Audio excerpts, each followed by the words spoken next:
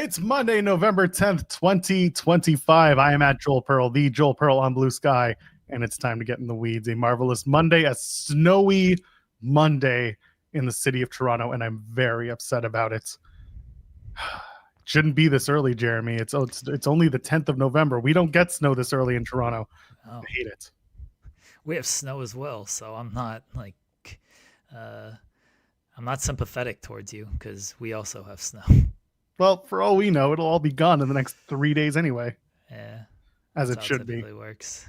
It just came barreling down yesterday too. That was the whole thing. It was kind of snow rain, and now it's here, and it's not great. Yeah, taking the kid to school this morning was fine, but it was also just a lot of trudging through snow. Pile driver saying snow exists. Listen, every year, us Canadians, we need to be reminded of it. If you're a Canadian, you're like, oh, I love snow. Or really anyone, you're like, I love snow.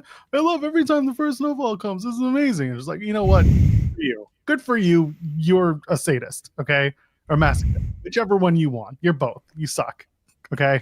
Wow. Then we get to the snowy weather, and it's just, I'm over it. I like the snow. I mean, it snows all the time. Masochist, sadist. That's who you are. I enjoy it. It's nice and fun. Doesn't bother me. The snow never bothered me anyway, Joel. Let it go. That's what I'm trying to do. That's my kid's favorite song now. Is it? Yeah, he loves it. Yeah. So he does a gymnastics class, and whenever he goes, the first week that they went, like their warm-ups, which is basically go explore the space because they're all kids, they're playing Let It Go. They're playing a bunch of Frozen songs, and he's like, it's my favorite song. Now every single time we go to this gymnastics class and they don't play it, he goes up to the coaches and it's like, can you play the Frozen song? And they're just like, yeah, we'll do it. So at least they're nice about it. Yeah, the tiny one loves the Frozen, so they deal with a lot of Frozen around here, which is fine. They're good movies, I enjoy them. They're pretty good. Yeah, I watched one of them. I have not seen the other one. Really? I've listened to the story adaptations much more than I have seen them. Story adaptations. I have a child who doesn't watch movies. We read books in this house, so he's listened to the audiobook adaptations a plethora of times. Okay. We went to my in-laws this weekend, listened to the storiette of Frozen and all the books that come with it. It's something else. Anyway, it's Monday. Allegedly. We've had a fairly busy weekend, but before we get into it, let's stupid weekend. It was a very stupid weekend. Remember how on Friday we were like, oh, it's not going to be too busy, everything will be fine, and then no, these two people decide that they don't want to work, so now it's a whole thing. Before we get into it, go ahead, leave a thumbs up on the video if you haven't already. This is your dad speaking. Leave a thumbs up on the video. Come on, get to it. That's right. I know you can do it. I believe in you. I support your dreams. And while I'm cleaning my glasses like I am your father, go ahead and subscribe to the channel. The clips dropping every day, shorts dropping every day. Our Blue Jays parade, have you seen what we're doing on that so far? No. Almost 2,000 views on our parade conversation video. That's stupid, but sure. But you know what? Most of the comments have been respectful because our conversation was as such. One person was like, oh, Gen Z boomer bullshit. And I'm like, Gen Z boomer? What do you, that's a contradictory. And which side is he on? Does he want the parade? Does he not want the parade for second place? Don't do second place parades. We already had this conversation. Don't do it. It's stupid. And most people were in agreement there. But if you go watch that video, tell your friends about it because it's doing pretty well for this channel, which is ridiculous because this is not a sports channel. Well, it is also a sports channel. And give us your money because we like your money and we like your super chats. You get ones from Ken Bruno. It says, I'm not getting enough time on the stream, so I'm donating $5 and walking out. Busted open will take me, right? Right? Well, Ken, I can't guarantee that. I have a poll question for our audience today. You're going to get polls to our audience? Yeah, I'm going to start doing poll questions, everybody. Don't poll our audience without their express written consent. I like how it says ask a question, optional. Like, what if I just start the poll? Just yes or no is the poll. I'm certain that people have just done that because it's an engagement. I guess so. All right. I don't know how the polls worked because we've never done one before, but the poll question is now up in the chat, I assume, if you're, it doesn't show up for us on the StreamYard, so I have it pulled up on the side here. Is 3 minutes enough time? That is the poll question. Enough time for what? Make your own conclusions here. Just like is 3 minutes enough time? Just like in wrestling, it's a subjective art form. Yes. When is 3 minutes enough? Yeah. So that is the poll question for today, folks. Is 3 minutes enough time? That's right. Some people need 7. Some people need 20. Some people need 3. Some people need half of that. Yeah. But it depends on what you do. But for the subject of our poll question, you can make it what you will. Speaking of 3 minutes, how was your weekend?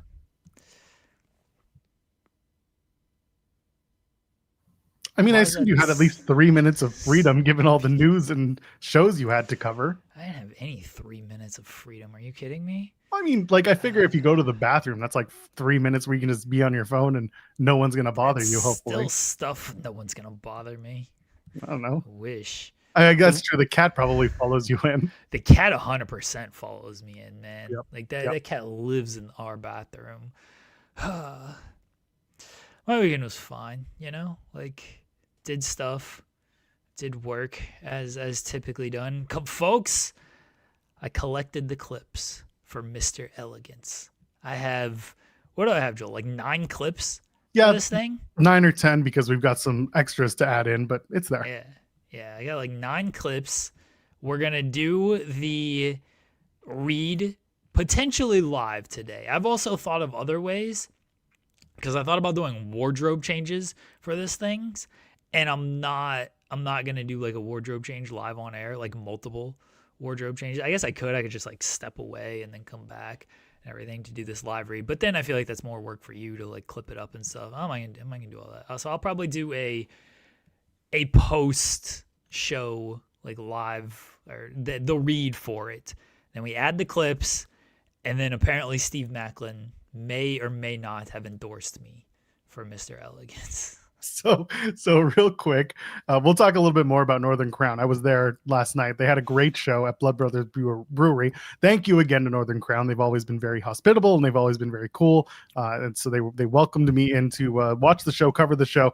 And of course, I'm there because our pal Steve Macklin was there defending the international title. He had a really good 3-way match with Travis Williams, who's also from TNA, you know, Sinner and Saint, who have been on this show too. And also, buddy banner. And also Clutch Jesse V, who's been in the Toronto wrestling world for years and is a beast of a man. I got to watch this guy basically throw around Macklin, who's not a small dude himself. It was very funny to watch that. Great match. But yeah, Northern Crown was a lot of fun. And afterwards, Macklin and I did our contractually obligated every 6-month in-person interview.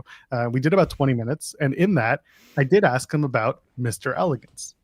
I don't have the clip because I didn't have time to do it, but you'll see the whole thing. It's going to drop on Overbook, the interview this time. And we do talk about that. And I asked, would Jeremy be a good Mr. Elegance? Chat, what do you think Steve Macklin said? Give you a second.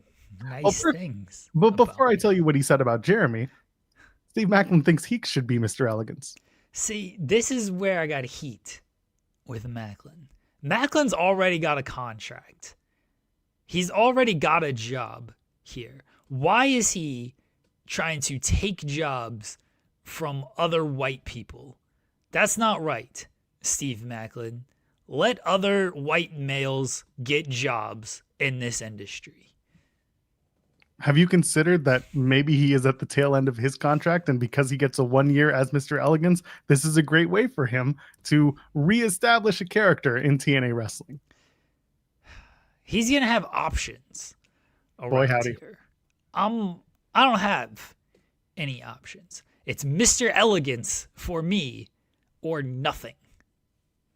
Elegance or bust. So the answer to the question, did Steve Macklin endorse Jeremy Lambert, is a mostly no. I did a little bit. I did do a little bit of saving you because he had his preconceived notions about you from a physical standpoint. So he's like, he's a string bean. I was just like, yeah, but so are some of the best wrestlers you've ever seen. He's like, that's a good point. And I was like, I mentioned something about where, he said, we talked about Manson, Steph Delander's wedding, because they were there, he and Diana, and put over, it was a lovely wedding. And he's like, have you seen me in a suit? I look great. I'm like, yeah, I saw the wedding pictures. And I was like, I've seen Jeremy in a suit. And, now I'm starting to see your point, Steve. Wow. But I talked about the fact that you're active, you like to play basketball, you're a runner, you plank like a mofo. Like, I put you over for your physical attributes. You are able to go. And I said you got a gas tank, and he's like, oh, that does go a long way. And so he didn't endorse you, but he didn't bury you. Did you not tell him about my elbow drop and my psychosis leg drop and my dance moves? This is all stuff you need to be a wrestler out here. I got everything you need. I like to think he religiously watches this show and just doesn't tell us. One of his favorites. Wait till I do the wardrobe changes as part of this whole bit. It's gonna be fantastic. We are going to. So this video will never be used on TNA television because they don't know how to use. Yeah, but I'm gonna submit this regardless. You know, I'm gonna post it. You should have someone submit it for you. Like, have Brandon, like EDE, he should submit it for you and be like, yeah, this is totally me. So someone that we know, one of the pals who have the streaming game going, and they should submit it on your behalf. Like Malcolm? I think Malcolm will submit it for me? I don't know if Malcolm's in with TNA as much as he is with MLW. Well, we're in enough with MLW. That's true. I didn't do anything there. Is anybody really in with TNA? Because they say they want streamers and then they don't highlight any streamers. So you can thank TNA for not doing that. You can thank AJ Francis for starting to bring that in the first place. That ruled, but unfortunately, it is what it is. Yeah, Conman's another one. He's going to be doing something with Sean soon. He's going to do an episode of the Bump, so the Hump, whatever the show is that we have. The Hump. Don't get us sued by calling it the Bump. They don't exist anymore. Well, what is this, Shockwave? I assume they still have the trademark. I don't know about that. They may have abandoned it. Once they got rid of Kayla, they were just like, well, we don't need this anymore. True. They got rid of everyone on that show. Matt Camp works for AEW. Kayla doesn't work for WWE. Who's the other one? Super fanboy Sasha Banks. What's his name? The annoying one who always had. That's Sup Legend, right? Wasn't he on that show? No, that's a different guy. But he was on that show, right? He was on that show. Yeah, Sup Legend was on that show. Yeah. Oh, who's the guy? His name. The start of the D, I think. I can't remember. Anyway, all the more reason why I can call it the Bump and we won't get sued. So I'm going to submit this Mr. Elegance video. I'm going to post it on our socials. I'm going to post it on our YouTube as well. We're going to get real traction for this to where TNA is going to have no choice but to bring me in because of how much I'm committed to this character and this whole bit here. They're going to have no choice but to sign me, folks. This is how I'm going to get my in with TNA Wrestling until Ross fires me immediately. I was going to say, it ain't going to last long. Although, if you're getting good with Carlos, you might be okay. Maybe you can educate Carlos on big data, on BD&P, big data and panel. Oh, God. Ross is going to hire me just to fire me. Do I still get paid? He'll hire you for 3 minutes and he'll be like, hey, can I get my 30 days at least? I'll take that.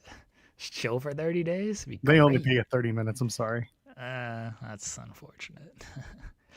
Do you think Matt Hardy would endorse me for Mr. Elegance? Matt and Alba are pals. Matt, I think, knows of me. He definitely knows of me. Like, I've met Matt. He's very friendly. He knows my social media. I think he follows me on Twitter.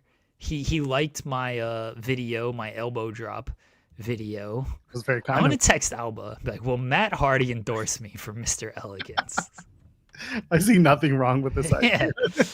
John Alba, will Matt Hardy endorse me for Mr. Elegance? I think we need to put together the reel first. Yes. And then we can send the reel to them and be like, hey, here's what you're endorsing. And then maybe Matt will be, once he sees everything, he's like, you know what?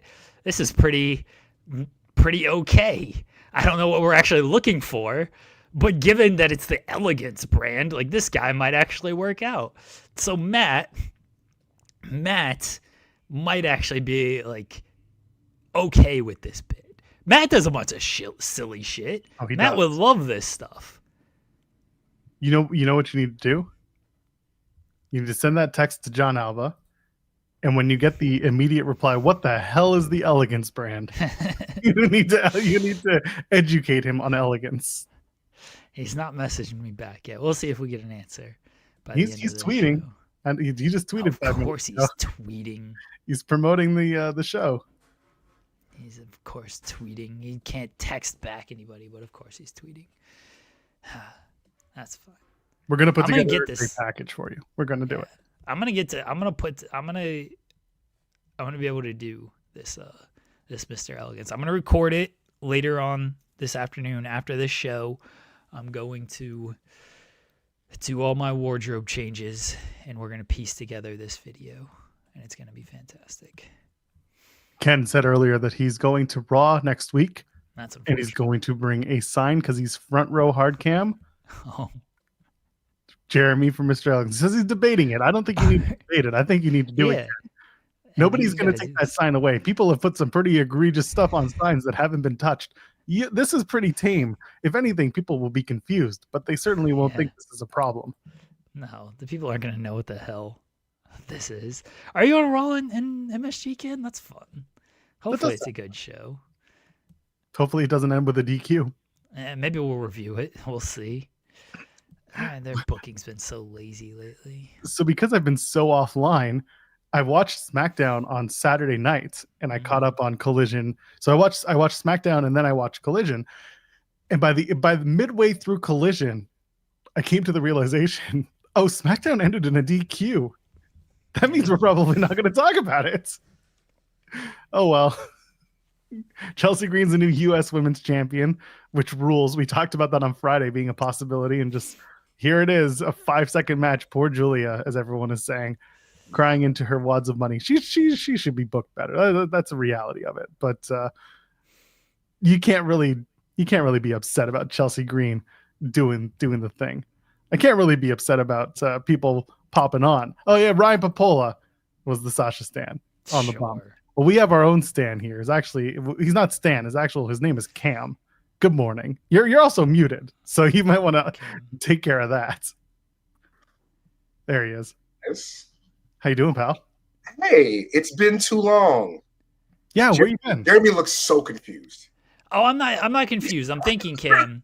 That's my thinking face. I don't look good when I'm thinking. Who is he and what does he want? I'm so tired, Cam. I'm so tired. But Cam, I need endorsements for Mr. Elegance. You have friends in the business, right? Who can endorse me to be Mr. Elegance from so TNA? Like with Ash by Elegance? Yeah. They're doing. I know you don't watch TNA because only Joel watches TNA. It's okay. It's true. They're doing a search for Mr. Elegance. This is a real thing, and I'm going to submit my video resume. I've already got the clips. I do an elbow drop off a house. I do a psychosis leg drop off a chair. I do the CEO dance. I do the Jeff Hardy dance. I do a super kick. I got a lot of good clips here. Yeah. And I'm gonna do wardrobe changes, but I need endorsements from wrestlers. Hey, really quickly. My buddy Jeremy from Fightful wants to be, is it Mr. Elegance? Mr. Elegance. I'm very scared of who he's actually on the phone with. Can you put in a word for Jeremy Lambert from Fightful to be Mr. Elegance? Do you know that? I'm on a stream live right now. I want to tell you. I'm very scared who's on the phone. I'm on a stream. Before you say anything, I apologize. You know that her husband did an actual real fighting and would kill him with his bare hands. But it's a contest. I thought it was a TV thing. No, not like her husband. I mean, like for the show. Yeah, I'm part of the Elegance brand. I was not trying to plug. Well, I'll call you back later. Bye. Wait, who was that? You jumped. Francis. I thought it was AJ Francis. He's afraid to battle me. I'm trying to battle him as well. He said her husband will kill him. Like, whoa, bro! I'm talking about the TV show. Yeah. I will listen. I'll revisit that now that you know. Can we send this link to AJ Francis? You sure can. Okay, I'm gonna send this. I'll tell you what. DM it to me. I have it. What am I mean? Like You I have it. I just used it. I literally just used Yeah. it to get here. Yes, I will send it to AJ. It's early. Okay. I don't know. Yeah. Well, You just woke his ass up, didn't you? yeah, yo, he's a Maryland guy. He sounds like my brother. So hey, I didn't like. I have stuff this week. There's a big thing on Wednesday. For the thing on Wednesday, I'm talking to one of the participants of the thing on Wednesday. So expect that, if not tomorrow, the day after. That's coming. And then there's other stuff. But the reason that I'm here, the reason I want to talk to you guys really quickly. On Saturday, I'm out watching Bama LSU, and I'm in the car. I'm at a stoplight, and I open Facebook for some reason, right? And the first thing I see is a post from SE Scoops, which hit or miss. Salute to the guys. Booster just ran in here with his water bowl like he didn't just eat. You are insane. Come here. Say hi to your uncles. There you go. Say hi, Boost. You're not getting shit from me. But I see a post, and it's really long, and it's about WWE and West Side Gun. No. And I look at it, and I'm like, oh, well, this is a long thing. So I texted West Side Gun. I said, hey, is this true? And West Side Gun is like, he's a busy guy. He does a lot of stuff. He's never responded to any of my text messages ever. This time he's like, yep. He said it sure is. And we talked for a while, and it's just unfortunate, man. We, Jeremy and Joel and everybody else, we grew up before we knew what business was. WWE's great, and they have our TV products, and sometimes we get to see celebrities and blah blah blah blah blah. I just hate that, the way the business goes. I'm sure Jelly Roll likes wrestling. I'm sure Quavo likes wrestling. I'm sure these guys are fans, but somebody who has a real passion for it, somebody who really loves this thing and wants to show love and pays for his tickets to go, gives you thousands of dollars, and all he kind of wants in return is love, I guess. It's unfortunate. And I'm not saying anything out of turn. He's clearly upset about it, and it's unfortunate because he loves this, and it was hard to watch. As you guys know, I have a working relationship with WWE, and they have done they're a big part of the reason I even get to work for Yahoo. They are, they showed a lot of love on that end.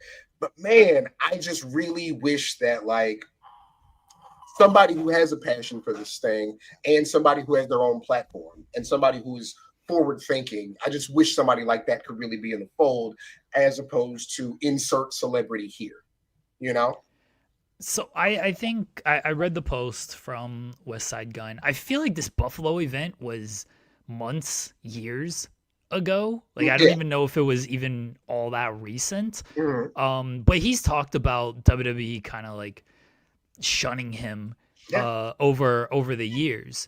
And this was just a longer post, because the most recent example was he did the Ted DiBiase cover, and WWE apparently sent him a letter of you ain't using that, which I find to be bullshit. But I think Jelly Roll and Quavo are super big wrestling fans. I think they are actually supportive of this stuff. I wouldn't fully use them as examples of things. I would 100% use somebody like Tony Hinchcliffe or some insert Netflix star here that they put it front row, and it's hey, it's this person from Netflix. They're here and they support. I don't think they actually care about. I know, and my reference is in terms of rappers. You know what I mean? Right. Artists, but no, again, I think those guys, they love this thing. And I also look at it's not his fault, but I look at a Travis Scott, who I like a lot of his old songs. I find him to be okay. He went to UTSA, down the street from me, and he wasn't cool at UTSA, and he like doesn't like his dad for being a good dad. Like it's a weird dude, you know. Like I don't know what he has a passion for. And also the funniest thing I've ever heard about him was when he was he went to a Clips recording session and was playing some of his music. Yeah. And Pusha said, yeah, he was in there jumping around doing his monkey dance. You're not allowed to laugh at that. But I'm allowed to laugh at that. Hilarious. Just an unserious person. But it's unfortunate. Because again, I'm laughing. I'm not laughing at the reference. I'm laughing at there is that literal clip of Travis Scott like showing Pharrell like or having a listen, and Travis Scott is like so into it, and Push is just sitting there like, yeah, sure, whatever. Like that is what I'm laughing at. Yeah, man. And you know, and I'm looking at the post there. Of course, it is you know, but Westside Gunn loves wrestling. He goes to the WWE, but he loves wrestling, and he has, you know, his relationships with a bunch of people in AEW. You know, Hurt Business. You know, he does their theme, and they're on his theme. Like MVP's on his theme. Like there's some really. He's just a guy I root for, and to watch like him not be embraced when there's not a world where a relationship with him would be a bad thing for WWE. And I was out last night, and you know, I went to. That's the second thing I want to talk about really quickly before I pretend I'm going to actually meet with my student in 5 minutes. So I went to the Inspire AD show last night. Me and my man Brian Zillan from PW Torch. Who's there? Well, of course, Ricky's there because Ricky's everywhere. But who's there? Maya World is there. And we said, Maya, take a picture with us, and we're going to caption it. We showed up for work today. No. And yo, I make light of it. There's a thing I don't like, and I think it's funny with AEW. I'm a bit more free to really say what I don't like. I don't like that when somebody messes up, there's a mobilization for everybody to talk about it. I don't like that. Because I told you guys this years ago when the thing happened with Swole. Me and Rick were we had a New Year's party. And so me and Rick stepped away from the party for a half hour, and I explained to him why it was not okay for billionaire Tony Khan to say those things about Big Swole, and why it wasn't okay for the employees to say those things about Big Swole, because like it's there's such a power dynamic that is disproportionate and unfair that I don't think it's cool. I don't like that everybody felt the need to chime in on whatever it was that happened. And even with Maya was like, Cam, I don't know nothing about nothing. They told us to wrestle. We showed up, we wrestled. And I said, that's exactly how it should go. Everybody business ain't everybody business. You know, I don't know Tegan Knox from nobody. But I think that I don't know. Just everything is not for everybody to dissect. It's just, and now we're about to dissect it. No. Jeremy and Joel can dissect it, because you're going to dissect it from a place of, I'm not judging this person. Here's how things work. Here's what we know. Here's how people responded. You are not casting judgment on people. It has been, I don't know, 10, 15 minutes? More people have watched and listened to this than will ever listen to the new version of Brad Shepard's podcast. And it makes me very happy. Low bar. The audacity of like, hey, we're relaunching the podcast. Is everybody ready for it? No, nobody gives a fuck. Nobody. They don't care. I didn't know this was a thing. You've been bad at this for years. And you're not getting better at it. You taking a break, like imagine taking a break from the gym for like 8 months, but like you also weren't strong when you started.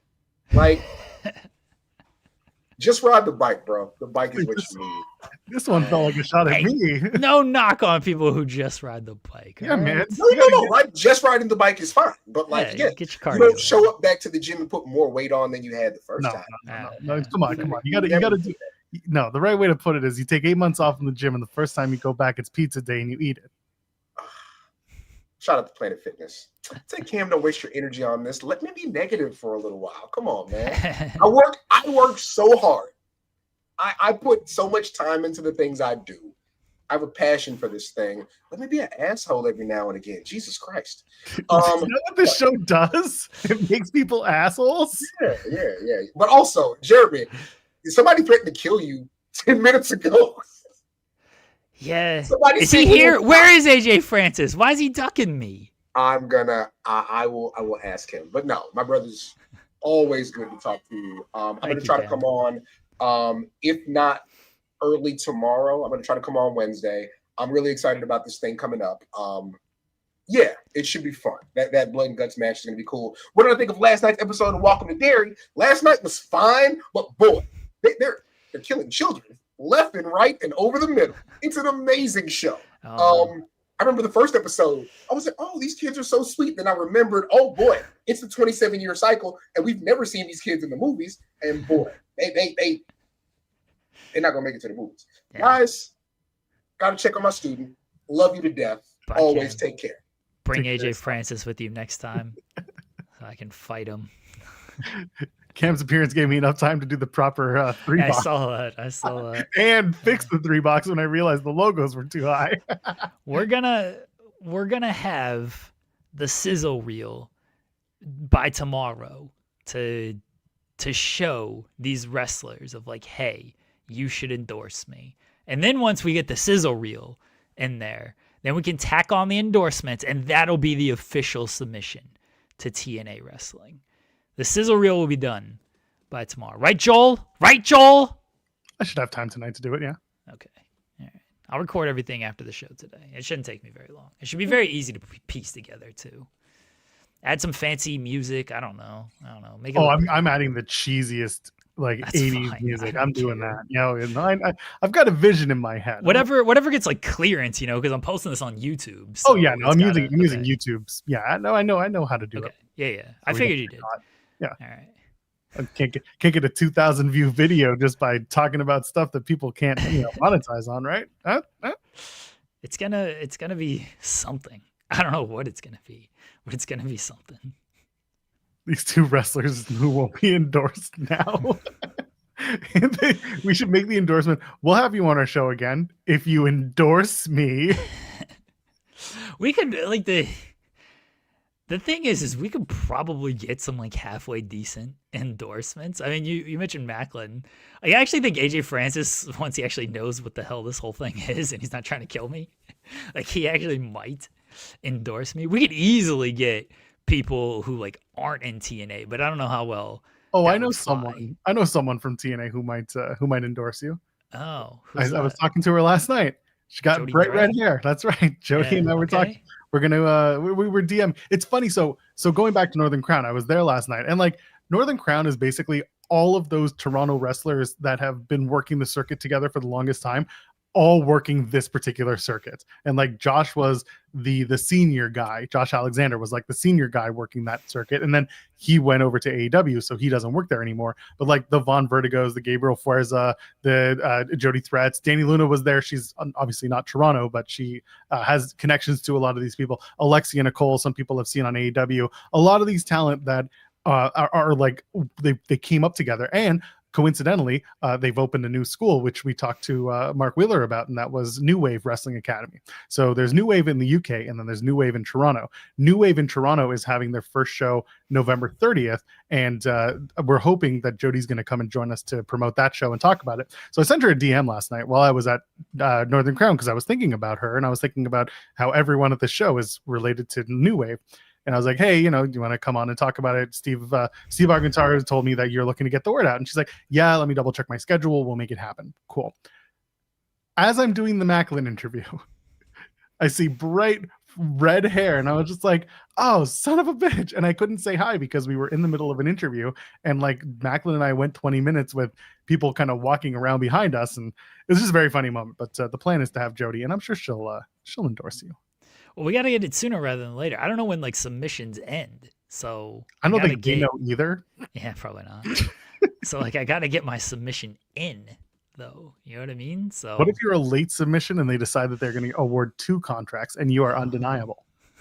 well, I am. I will be after this video. I like That's I like 100% Zeno gonna Hour. happen. Zeno Hour saying, offer AJ the first Ring of Hallucinations title in exchange for Mr. Elegance That's endorsement. fine.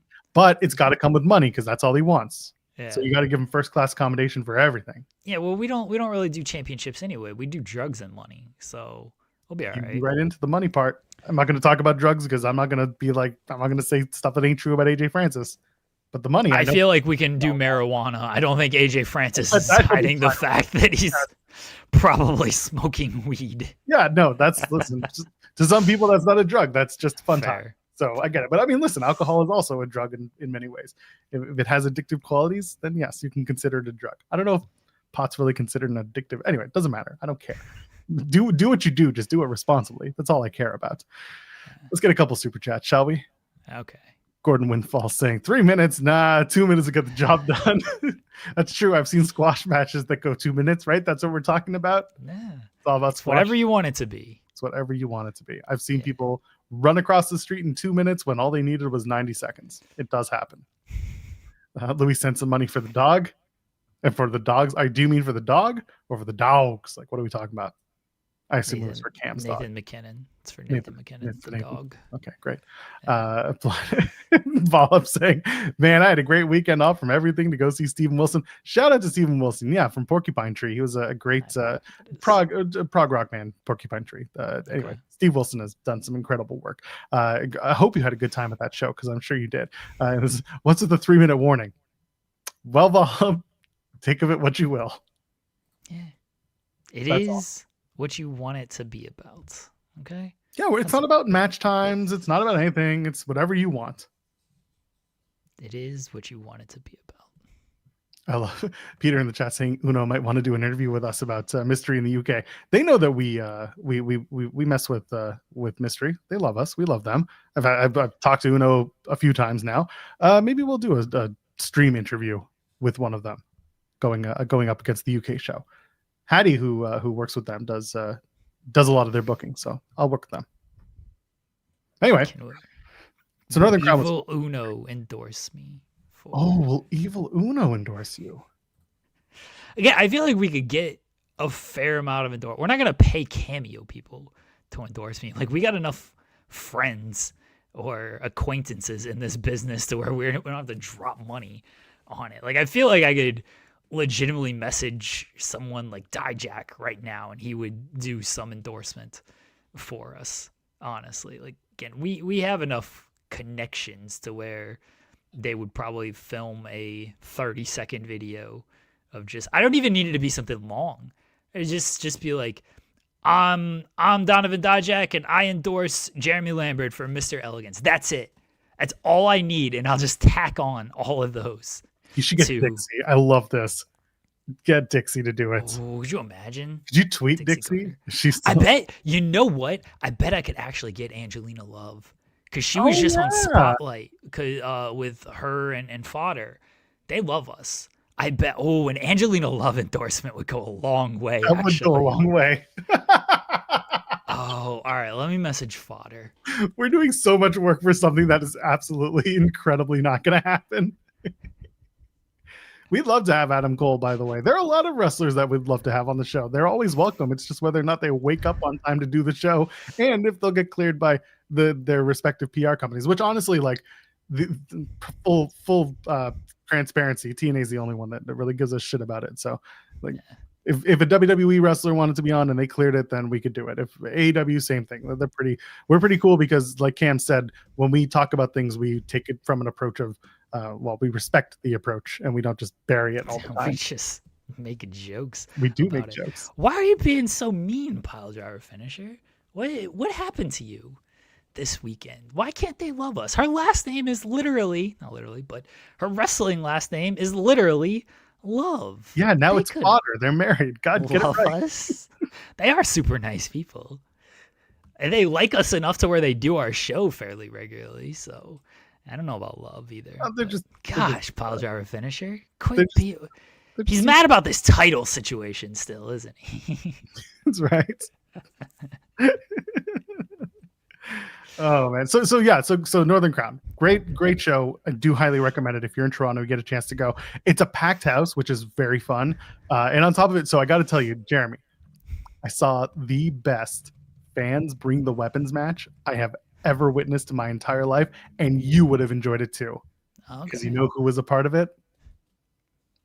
Bruce Thunderstein. I saw, when you sent the results. Yes. Yeah. We got to get him on the show. They had the funniest fans bring the weapons, the funniest hardcore match you've ever seen in your life. So Bruce Thunderstein beat Pretty Wiki Wildy, who's like, again, a guy who's been around the Ontario scene for years now, and he's wonderful, great wrestler, just a really nice guy, very creative. So Pretty Ricky and Bruce come out and do this fans bring the weapons match. They used a plunger, and if you bring out a plunger, you know it's going to be fun. Most people would like take a plunger and do something like, I'm going to hit him in the dick with it. No. So it starts with, he plunges him in the face, because that's what you do. It's really a dirty device. And then he gets Ricky's back and he puts it on Ricky's back, but he does it in that one hard to reach place. You know, y'all know that place, right? And so there's this plunger stuck to his back, and Ricky does the whole, like, he's running around trying to get it off, and it's such a funny match. Bruce uses one of those the rolling, like the segways that just have the Segway, but it's not the Segway, it's the rolling things, and he does a whole bunch of moves on that. They use kendo sticks. They did do a little bit hardcore, but like they use sponges, for God's sake. They use pumpkins because, of course, he did. It's after Halloween.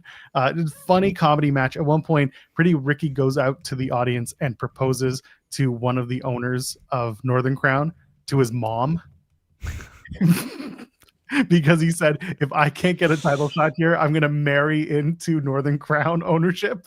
So he goes to the mother and he does the, will you marry me? And she's like, I'm already married. And it turned into a spot from there with Bruce. Really just a funny, stupid match. Yes, Louis, it was sponge worthy. Double the sponge. It was very good stuff. So shout out to Northern Crown. They crowned a new champion, Von Vertigo. He dropped his Northern Crown championship to Alessandro Del Bruno, who is someone that I haven't seen enough of, but I know that he's very good. It's one of those, the matches I've seen of his, he's been really, really up and coming. I think he's been in for quite a few years, but there was some really just fantastic wrestling on the show. And again, good comedy. Danny Luna and Alexia Nicole had a really good match that was kind of shifted as like new wave wrestling versus new wave wrestling, because again, the UK trainers versus the Toronto trainers, really fun stuff. Danny Luna got the win there. And yeah, just overall a really fun show. Northern Crown continues to put on not only easy to watch shows, because your first bell's at 5, you're out by 7:30 at the latest. It's such a fun event. Everyone's having a good time. It's at a brewery, so if you're a drinker, you got what to eat. If you're what to drink, if you want food, they've got food too, and the food is delicious. Can't say enough good things about it. Again, go check out Northern Crown when you get a shot. Their socials are always popping too at these events, because they post a lot of content before and after. So yeah, it's a good time there. And then Macklin and I sat down and we had a good chat that'll be on the website in the next couple of days, I guess. I look forward to Steve Macklin burying me. I'm glad you had fun. Glad it was a good time. Glad it was fruitful for you.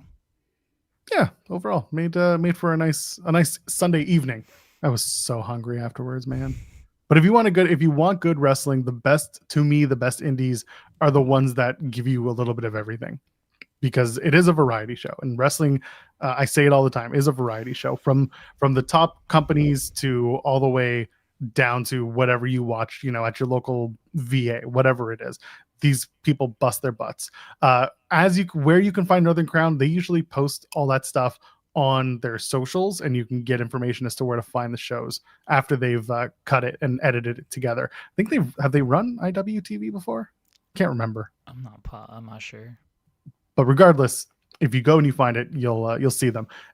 Check out their socials. It tells you where you can find the shows after they've aired. They don't do them live because they do put a really cool aesthetic behind their production, and I think that goes a long way as well, because not every wrestling needs to be live. Sometimes you can just have a banger show and then show it afterwards, which is cool.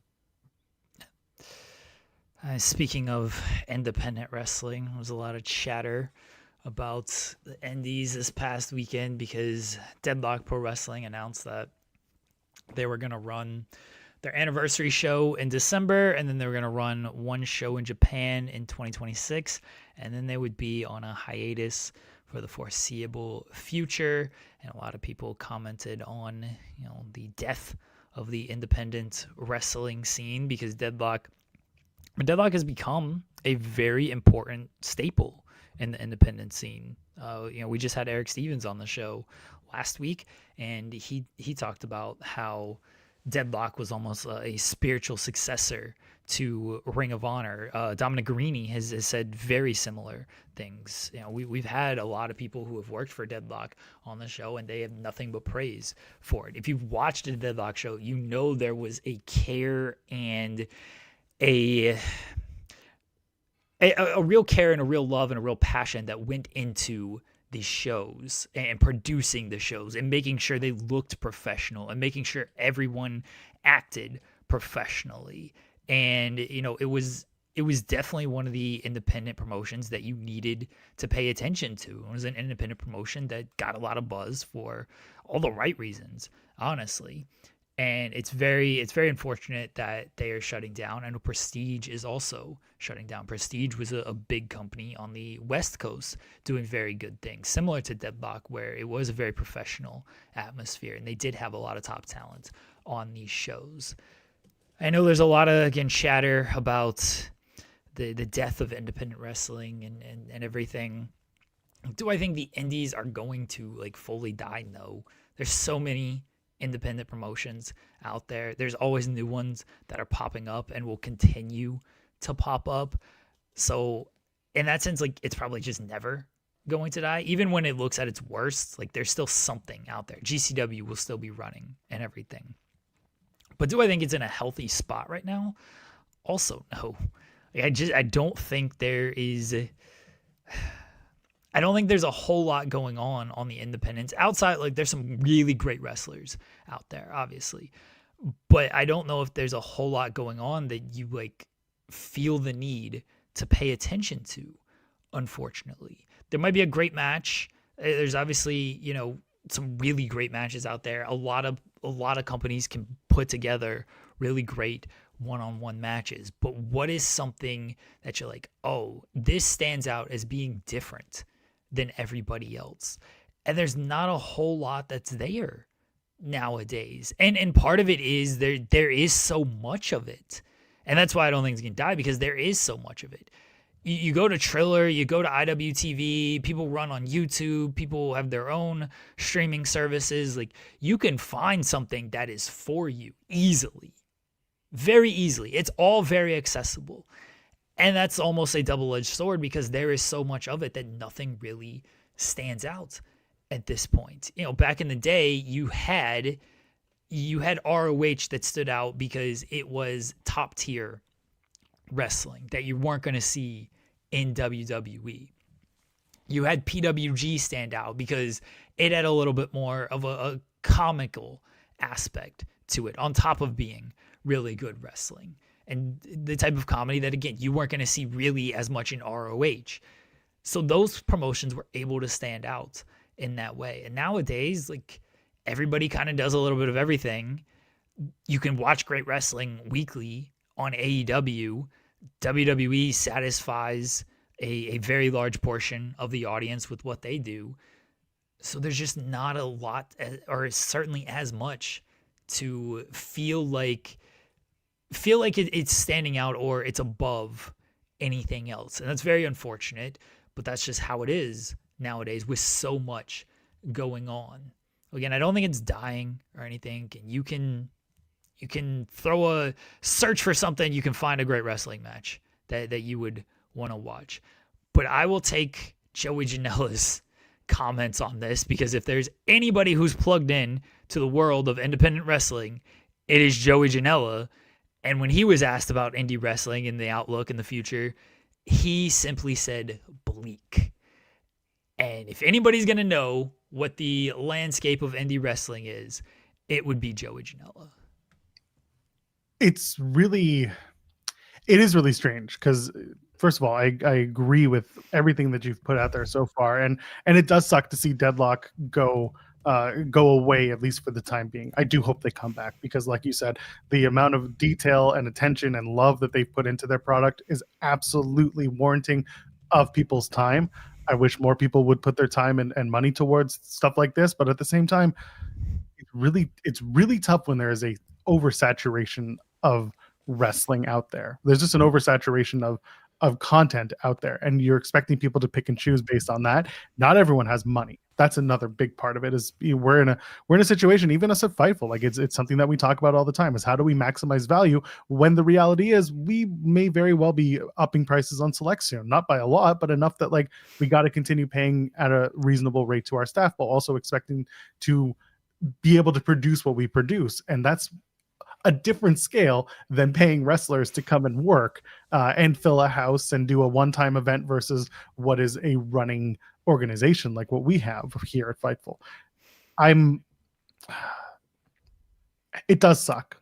I'm hopeful that more companies come together to work to show that there is a camaraderie with some of these companies. So for example, at one point, Deadlock, Prestige, and West Coast did work together on a few shows. Unfortunately, now 2 of those 3 have announced hiatuses or just shuttering, which again sucks because going on to Prestige, they're another company that had not just pardon the pun, but prestige with their name, but also the product that they had and the wrestlers that they booked. You're seeing good companies go by the wayside, which is really sad. But meanwhile, there are some that are starting to flourish, which is good. Again, it's not all terrible. I mentioned Northern Crown. This was their 7th show. They found a way to do it in a way that's every 2 months they'll run the show. They run it at the scale that they have. They know how much they can pay to bring in at least one big talent, but also promoting the ensemble cast that they have. It is about the production. It is about the presentation. And it is about growing your audience based on the love of the company more than the love of the people, which is tough because you want wrestlers to also be followed from town to town and show to show, but you also want the company to the wrestler that you're bringing in to bring cachet to your company. Here's a good example of also needing to monetize on your name is Mystery Wrestling. Evil Uno is cashing in effectively on his name, on his cachet, on his AEW experiences and what he does, and he's able to bring in that talent and also at the same time put on a show that is incredibly different than what most indies are doing. And as a result, we're seeing the success of Mystery Wrestling. I don't know to what degree. I don't have their finances. If I did, I'm sure I'd be saying a lot more about it, but I don't. Indie wrestling is not so much dead as much as it is trying to figure out what will make it thrive. But also we're in a wrestling bust right now. We're not in the boom period we were 3 years ago. There are multiple things that kind of come into play as to why we may not be seeing wrestling as the success that it was even 3 years ago, even 1 year ago. It's different now.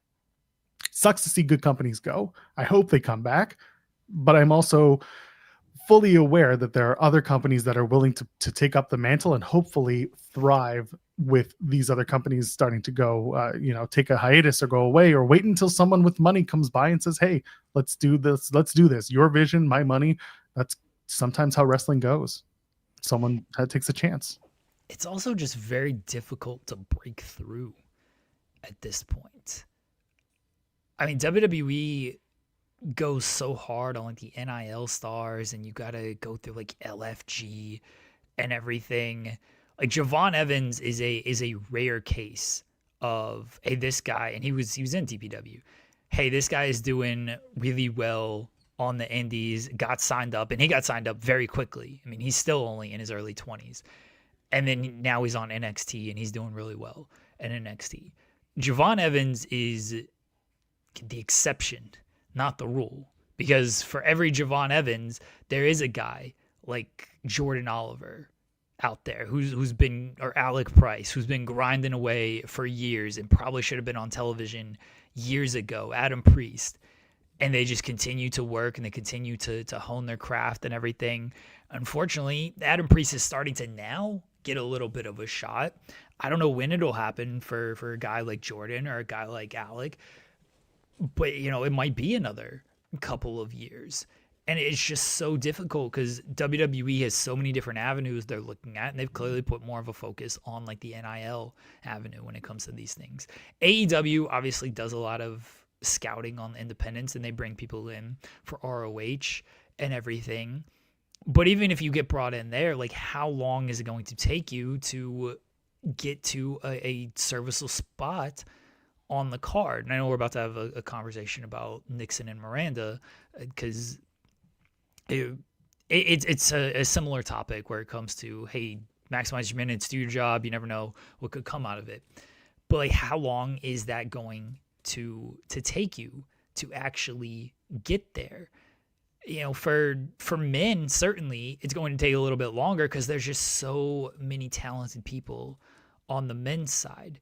Where at least on the women's side, you have the possibility of moving up a little bit quicker. Because not that there is a lack of talent out there, but we've seen from AEW. I'll use strictly AEW as an example here.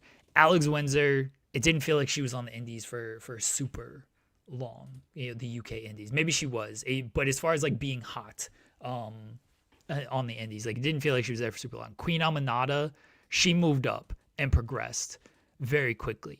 Willow, you know, by the time she was signed, she took a year or so to get up, but she progressed. Chris Statlander was thrown in there very quickly. These are all people who were on the indies, worked on the indies for a while, but once they got to AEW, they were in a pretty good spot within a year or so. And then on the flip side, for the men, I feel like Blake Christian has been in ROH for like 2 years just doing stuff. And I don't know when and if he's ever going to progress higher than that. He should be winning the ROH title next month, but, you know, we'll see. But Nick Wayne is another one. Everyone's like, oh, Nick Wayne is a can't-miss kind of guy. And Billy Starks is kind of in a similar position as Nick Wayne, but at least Billy Starks has, you know, headlined some ROH shows and should have been the ROH Women's Champion a year ago. But Nick Wayne, and I know he's injured right now, but he's a guy that has kind of been in a very similar position. Hook, the same way. Like, it's just much tougher to progress. And Hook didn't really have an indie career, mind you. But, you know, it's just much tougher to progress on the male side of things in AEW compared to the female side of things. And I do think now it is going to be tougher to progress on the female side of things because now they actually do have a really strong roster and a really deep roster to where I don't know who is going to start to rise up from. Like, we can look at Maya World and Hyan for an example, and they got a lot of praise this past week for stepping up and being professional and, you know, working Collision and ROH. Let's say they get signed tomorrow. When would they actually be like featured regularly on television? I don't know. It could be a year, 2 years. It might never come to fruition. Like, it's really difficult out there for a variety of reasons. The question of where would we see them is, in reality, you'd probably see this team on Ring of Honor quite a bit and eventually on Collision a bit. And if it's, again, if it's the Tony pipeline where they will almost lose their way up or at least start building from the bottom and work their way up. And I think in a team like this, we're talking about Hyan and, oh my God, why did I just blank on her name? Maya World. Maya World. Thank you. Sorry. I have the story about Nixon and Miranda in front of me. That's why. So Maya and Hyan, if they come together and they're the tag team that they're bringing in, then yeah, this is a team that you would probably build up through the ranks, so to speak. And at that point, it's like, how long do you spend on them doing that, and how much do you put into them? And I think if you give these two the opportunity based on the opportunity that they took, then it would be a shorter rampway than other teams that they aren't necessarily, you know, fully behind. But I don't know, because I don't know what the long-term goals of these two women would be if they were brought into AEW, if they were wanting to be a part of AEW exclusively, and so on and so forth. We can scream from the rooftops, so and so should be signed, but we don't know what they want to do. But regardless, for them, I do think it would just be the go to Ring of Honor, do well there, eventually bring yourself up, and potentially be in number one contendership for the tag titles. And maybe you split up down the line. I'm fantasy booking these two women who had a great showing and are very talented, and we've had both of them on the show. So regardless, this is going to be an ongoing conversation, because now we gotta Yeah, go Camp saying Maya wouldn't tell me who's offering her money. Should we get into what caused all this? Yeah. Miranda Alize and Nixon Newell situation on the November 8th episode of AEW Collision caused controversy. This is from Fightful Select. PW Insider originally reported that Miranda Alize and the former Tegan Knox, now known as Nixon Newell, refused to lose to Anna Jane Taikanchi. Now, Fightful Select has heard that wasn't actually the case. Instead, the duo requested more than 3 minutes that was planned for the match. However, they were told that by then, the time for the show had been budgeted out and set. We were told that the two then left the show about an hour before it started. There was an immediate and immense reaction internally from AEW personalities and staff. One AEW staffer told Fightful that both Nixon and Miranda Alize were talented, are talented, but there was a push to help Newell out, quote unquote, after she revealed she wasn't getting many bookings. Others said that they were disappointed to hear about the situation and it seemed out of character for Newell specifically. Maya World and Hyan, who we were just talking about, were provided the opportunity, filled in on short notice, and that people were over the moon about the last minute opportunity when it didn't look like they would be used. AW sources claimed if Nixon and Miranda did say they'd rather other talent get the opportunity, things probably would have ended up better. This is a very long story. Go to FightfulSelect.com and read it. But to give you just a general idea, there's conversation about not only the length of the match, but also the layout of the match and what one team wanted to do versus what was expected of them from a creative standpoint on the AEW side. So from there, Fightful reached out to Nixon Newell, and Nixon said, no, we had no disagreement. Miranda and I are the only ones that have the details on how yesterday went. And then when they were asked to elaborate, they did not get a response by the time the article was published on Select. So then they went to Twitch. And we'll get to how I feel about that in a minute. But to update from Fightful Select, Nixon Newell and Miranda Alize were on their Twitch stream, confirmed Fightful's report that they were at Dynamite on Wednesday, but there was nothing for them on the show. They came in for Saturday's Collision, where they were given a match, and say they were presented ideas and were informed of the short match. They decided after that promo they did that wouldn't benefit anyone. They say they told AEW that they appreciated it and there wasn't any negativity or a harsh walkout, and spoke to everyone involved, and that they were told they were free to leave if they wanted. They also claimed that many people They also claimed that many people there were in agreement that 3 minutes was too short for them. Nixon Newell also claimed that she only has about a year left in wrestling. That's a separate conversation. So, first of all, yes, as Chad is saying, shout out to Maya World and Hyan taking an opportunity and making the most out of it. I think that's a big, big thing that we are going to be leaning on in the long term of this conversation about opportunities and maximizing minutes. Jeremy, my ears perked up when I heard we'll talk about it on our Twitch stream at 7:00. Yeah. Don't want to bury anyone. I like being appreciative of the talent that we talk about and the opportunities that are provided. Every time I hear I'll talk about it on my Twitch, my ears perk up because I immediately think about 2020 and everyone who was laid off by WWE and how many of them would run to a Twitch stream to make what I would call pity grift.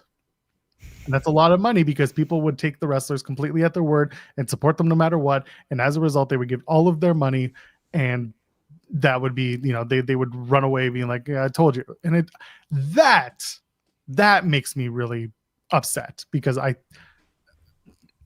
Zelina Vega did it and Aleister Black did it. They did that. Okay. I put it out there. I've been honest and forthright about that. I did not like it when they did it. I don't like it when anyone does that, but that is the first one that popped into my head. I don't like it when people say, yeah, you'll hear about it on our Twitch stream. It's almost like saying on our other paywall content, which it's not great. It's not great. It's a bad look from an optic standpoint. I don't fully agree with that. I understand where you're coming from. I do. They weren't going to do like an interview immediately following. Now, could they? Should they? Yeah, probably. Like, it would have been better.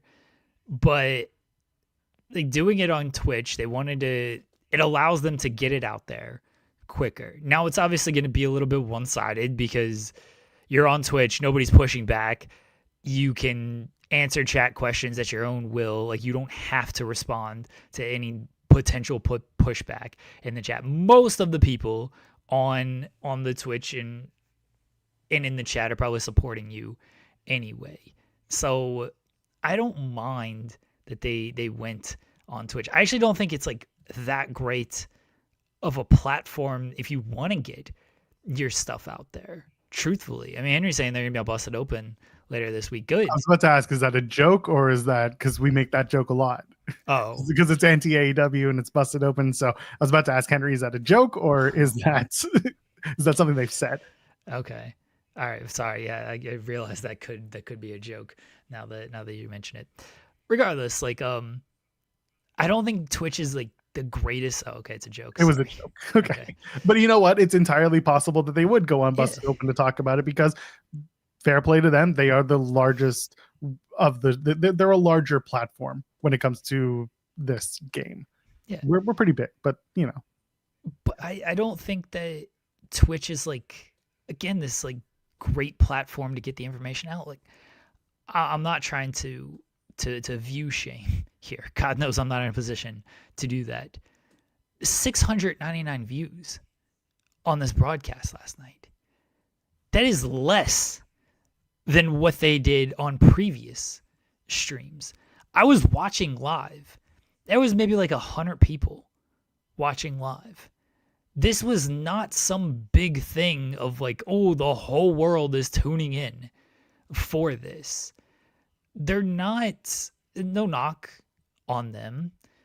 They don't have the biggest names in the world. Now, when released WWE superstars do it, they got more of a name with everything. And so they're more likely to get a bigger promotion out there. They're more likely to have just a larger audience when it comes to that stuff.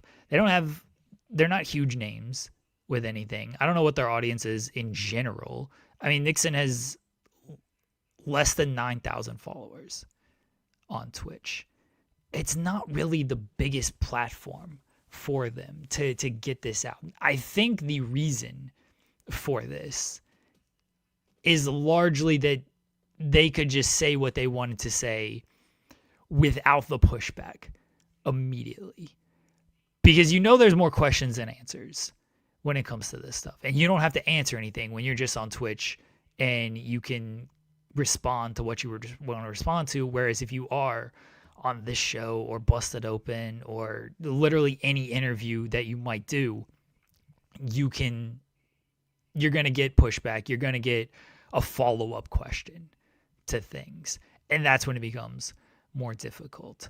So if this was a Twitch grift of, hey, look at us, like, Failed. I don't think it really worked. And I don't think like it was the best way to, if that was their point. I don't think it was. I truthfully don't. I could be wrong, but I truthfully think they wanted to do it because it was a quick way to do it. They're on Twitch already. They could do the story was on Saturday. They went on Twitch on a Sunday. So they could get it out there and they could control what was said without having any pushback with anything. I think that's the reason more than let's go on Twitch and build our brand. I'm also going to add to it that they frequently play games on Twitch. Yeah, and that's what they did last night. They played a game. Exactly. They were playing It Takes Two. So that's why I'm just kind of like, when wrestlers do that, it gets my guard up. It doesn't mean that that's what they were doing, but it certainly looks a certain way. And yes, if that's what they were doing, shame on them. If it's not, and this was them trying to, pardon the pun, control your narrative, because that's sorry, then they did it. They tried it. And honestly, of the, how many people you said watch this? Less than 700? Yeah, it's at 699 views right now. So of the people who watched it, a good portion were either already going to be watching because they're probably, it's literally less than their last two videos. There you go. And I bet you some of them were people who were writing, content. We were doing transcriptions and we're going to be doing whatever watch alongs for it. So it is what it is at this point for at least that side of it. They decided that this wasn't for them, this AEW appearance, for whatever reason, whether that was the amount of time allotted or was the amount of selling or lack thereof, that may have played the role into their decision to leave. They maintained that there were no hard feelings, but that they were given the option to leave, and they decided to take it, I guess, at this point. But at the end of the day, another team, these two women, stepped up, Hyan and Maya World, and said, sure, we'll do it. Because in wrestling, that is traditionally what you do. You take the opportunities as they come. You can make the argument that maybe someone decided that I deserved better, but it's not always about what you did. It's about what you're doing. And you can't just lay down.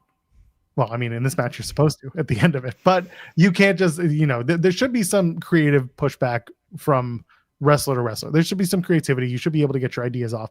But I don't know what that conversation was beyond what we've heard that really set them off. If it was more than just the time allotment, and it was, whether or not Megan should sell or not sell or whatever it was, talking about Megan Bain, of course, who was in that match.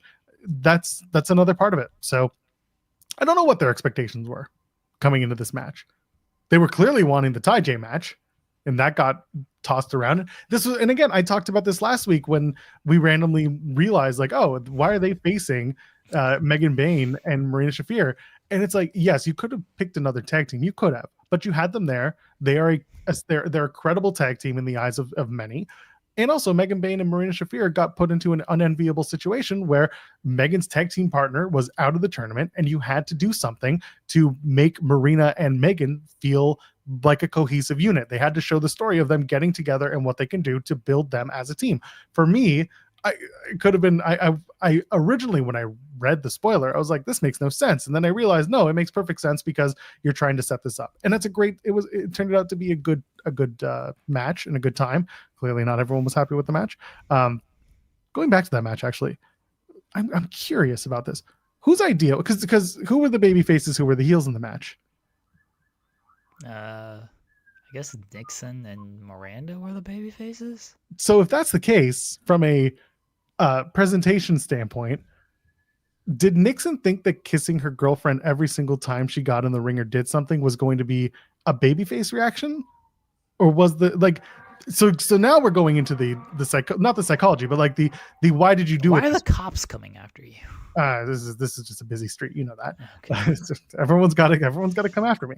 But that's kind of what I'm talking about. Is like, who did you go in? Was this part of your team's presentation and you didn't want to take that away? Was this, again, these are questions that I have about the creativity of the wrestlers being presented as such. Because if you're a babyface team, probably wouldn't be. I would do that. I wouldn't do that spot because it looks like you're getting heat by being cocky. That's why I go back to the match, because I went back and watched it and I was just like, why did you feel the need that you had to kiss her after every big spot? That's a heel thing. You're being cocky. It's not about a woman kissing another woman. It's not about that. It's just that. Why would you think that is the right case from a babyface presentation? All right, I'm going to defend Nixon and Miranda here a little bit, in that I don't know if there was that much thought put into things. Honestly, I don't. Because the Megan and Marina match should have never happened.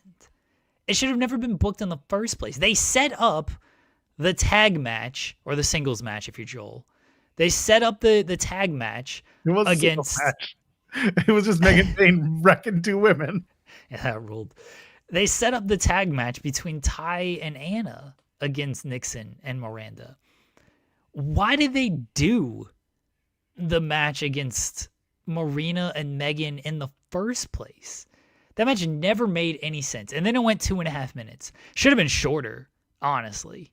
It should have been like 30 seconds. And then if you're going to do the Ty J match, sure, you want to go 3 minutes there? My point is, I don't think the booking was good with this stuff. Like, I don't think it made any type of sense. Do the Ty J match against them, give them 3 minutes, give them 4 minutes, whatever, and then go from there.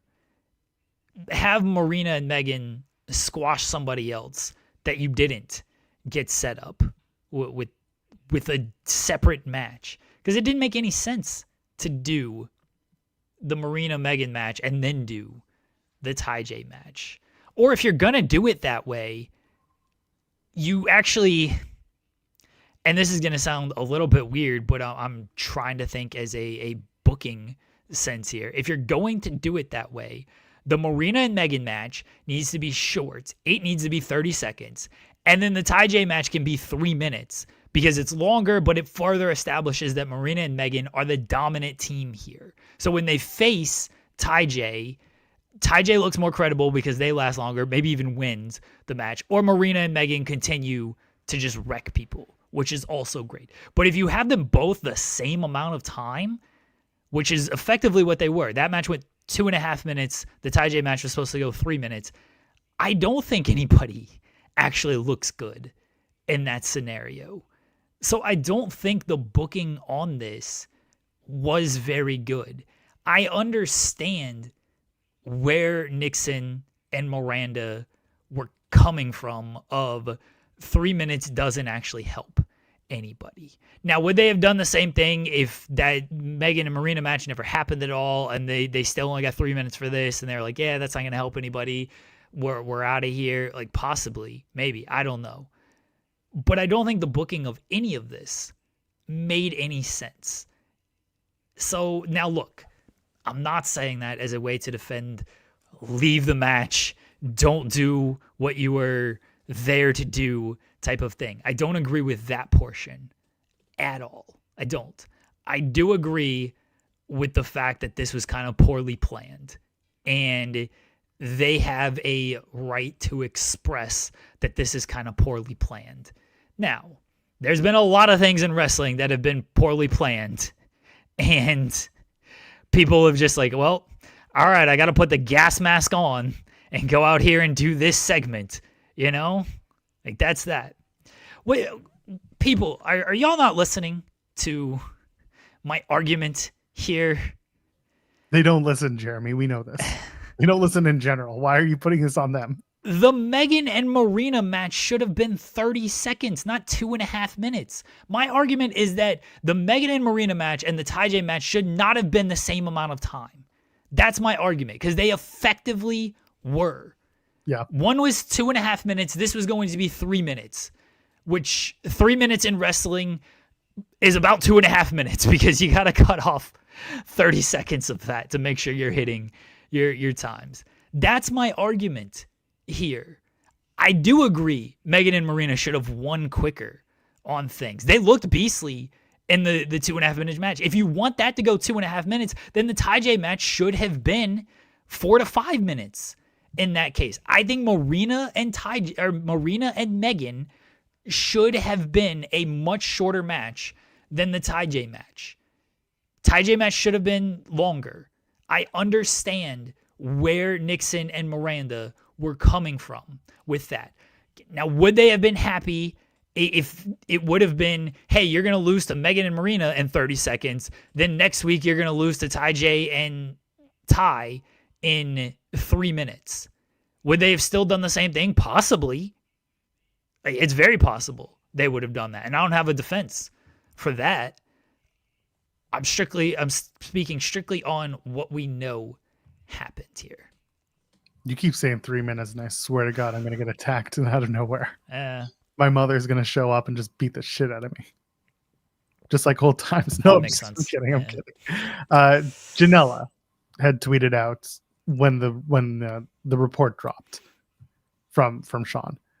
Janela said, Chris Jericho always said it best. He heard this before. Chris Jericho always said it best. You're essentially an actor. So if you're booked in a small role, especially if you're being booked as an unsigned enhancement talent, don't have a shitty attitude about it and do your best job because it will likely lead to more roles. Young wrestlers don't ever do this, talking about walking out. I can't tell you how many people sabotage themselves forever in this business doing bullshit like this, even on the indies. Word spreads in this business like a forest fire. That is something that Janela has said before. The word spread in this business like a forest fire. That is something he has said. Others have said it, but I know that is a Janela-ism right there. And he's right. He's right. Because regardless of where you are on the quote unquote food chain, you can't walk out like that. You're paid to do a job, do the job. Whether that literally means do the job as in lose the match, or whether that means do what you're paid to do, the job you've been hired to do, you do the job because you accepted the role. You don't get to come in and say, well, actually, I'm going to beat all the aliens and be the savior of the day because you're going to rewrite the script. You don't get to do that. You're someone who is being paid for the role that you're given. So an example of this is Thunder Rosa once upon a time, right? She was contacted by WWE. They said, we don't need you as a wrestler. We're thinking about hiring you as a referee, because that was the role that WWE had available at the time for Thunder Rosa. And that's what they saw her for. Thunder said no. She was well within her right to do so, and she moved on and has had the career that she's been having. You're okay to say no. You just can't show up and then say no. That's really the gist of it. They came on knowing what was going to happen, knowing that this was an opportunity, knowing that they are trying to build a women's tag division with women's tag titles in a tournament right now. And instead, yes, things got a little bit flip-flop because of an injury, but as a result, they didn't really shift. Instead, it just kind of turned into, that doesn't work for me. And what has happened is what transpired. And whether or not there was a blow up or whether or not there was an argument, it doesn't matter. Two people who were paid to do a job walked out, and that doesn't look good, because you just can't do that in wrestling. And two people stepped up who were there filling extra role, and you don't always get that opportunity. And when you do, you say, absolutely, yes, ma'am, yes, sir, whatever, put on your gear and get to work. And that's what those two people, that's what Hyan and Maya World did. And as a result, they're getting praise, rightfully so. And the other two, they're going to have to figure out what they want to do next, whether that's in wrestling or not. Again, Nixon Newell saying, I got a year left, or that maybe that's what she wants to do. Maybe she'll get out earlier. I don't know. Maybe she's not in love with wrestling anymore. Maybe she wants to come back. We don't know. But the point is, she did say it on her Twitch stream that she's thinking she got about a year left. And that's her decision to make. I'm going to respond to SP3 because I respect SP3, unlike the rest of you in the chat who don't. Hell yeah. Very. Wait. SV3 says, I think you're missing the point. The point of the TJ match was to prove that they're closer to Bane and Shafir than how it looks on paper, thus them winning in similar amount of time gets that over. I can respect that point. Would I have laid it out that way? No. But if that was what they're accomplishing, sure. But then I think they got it wrong in the match order of things. Then I would not have had them face Bane and Shafir first, because that wasn't the match you were setting up. I would have done a Bane and Shafir squash of some other tag team. Do the match with Ty J against Miranda and Nixon. Have that go 3 minutes, fine. And then the following week, do Nixon and Miranda against Bane and Shafir. And if you want that to go 3 minutes, then fine, because that also gets over Nixon and Miranda, which I know they really don't care about. But if you're going to put them on television twice, which they were going to do, then it does help add a little bit of credibility to them instead of, hey, here's local team 2 that we're just going to squash again. Like, I think that benefits everybody a little bit more of like, hey, look, they hung with Ty J out here. They went 3 minutes with them. We just watched Marina and Megan squash a team on the same show. The following week, oh, hey, now they kind of hung with Marina and Megan. And Marina and Megan, they took the same amount of time to beat this team as it took them to Ty J to beat them. I think that benefits everybody a little bit more in that order of things. That's just me personally. If people see it differently, fine. That's fine. The real crux of this, Joel, is this is all your fucking fault. Because you were the one who was like, why don't you do 16 teams and give these teams a shot out here, and maybe they can prove themselves, and maybe we can get an upset victory with all of this. I mean, yay! We did on Dynamite get an upset victory, so there is that. And then we could talk about how they're treating the number 1 contender to the ROH Women's Championship. Go ahead, keep burying me.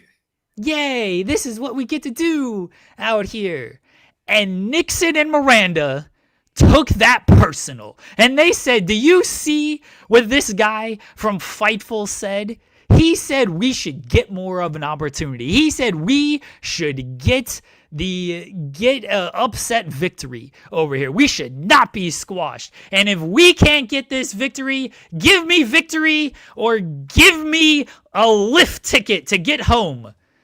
And they took the lift ticket to get home, or they drove themselves, whatever. They drove themselves home. I don't know where they live. Maybe they live in Texas. I don't know. It's just fine. It's not my fault. First of all, because on the other end, they brought in Maya World and they brought in Hyon, and look what happened. They had a great match. You could have put them in the tournament initially.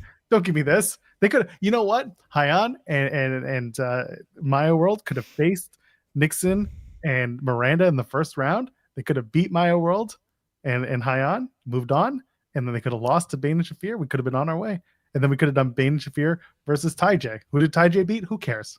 But they beat somebody. They would have gone in. They could have beat the Hex. I don't care. Actually, the Hex and Ty J would have been a pretty fun match. Anyway, point is, you gotta move on from it. Those 16 teams just won't make themselves. Well, really, one of them has already gone home. That doesn't really matter as much anyway. Now to go back to everything else, I don't agree with walking out. I don't agree. Like, there's the dispute of how much, like, what did they walk out? Was it they talked to the agent? Their side of things is that they talked to the producer, and apparently they talked to other people, and they all agreed 3 minutes wasn't enough time to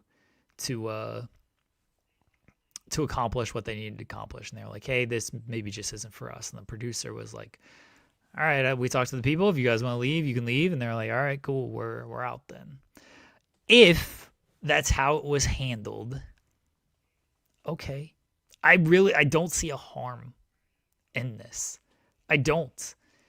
Like, if that's how you're going to handle things, if you don't think 3 minutes was enough time to accomplish what you want to accomplish, and you're like, yeah, you know what, I'm just not going to do this. And they agreed, AEW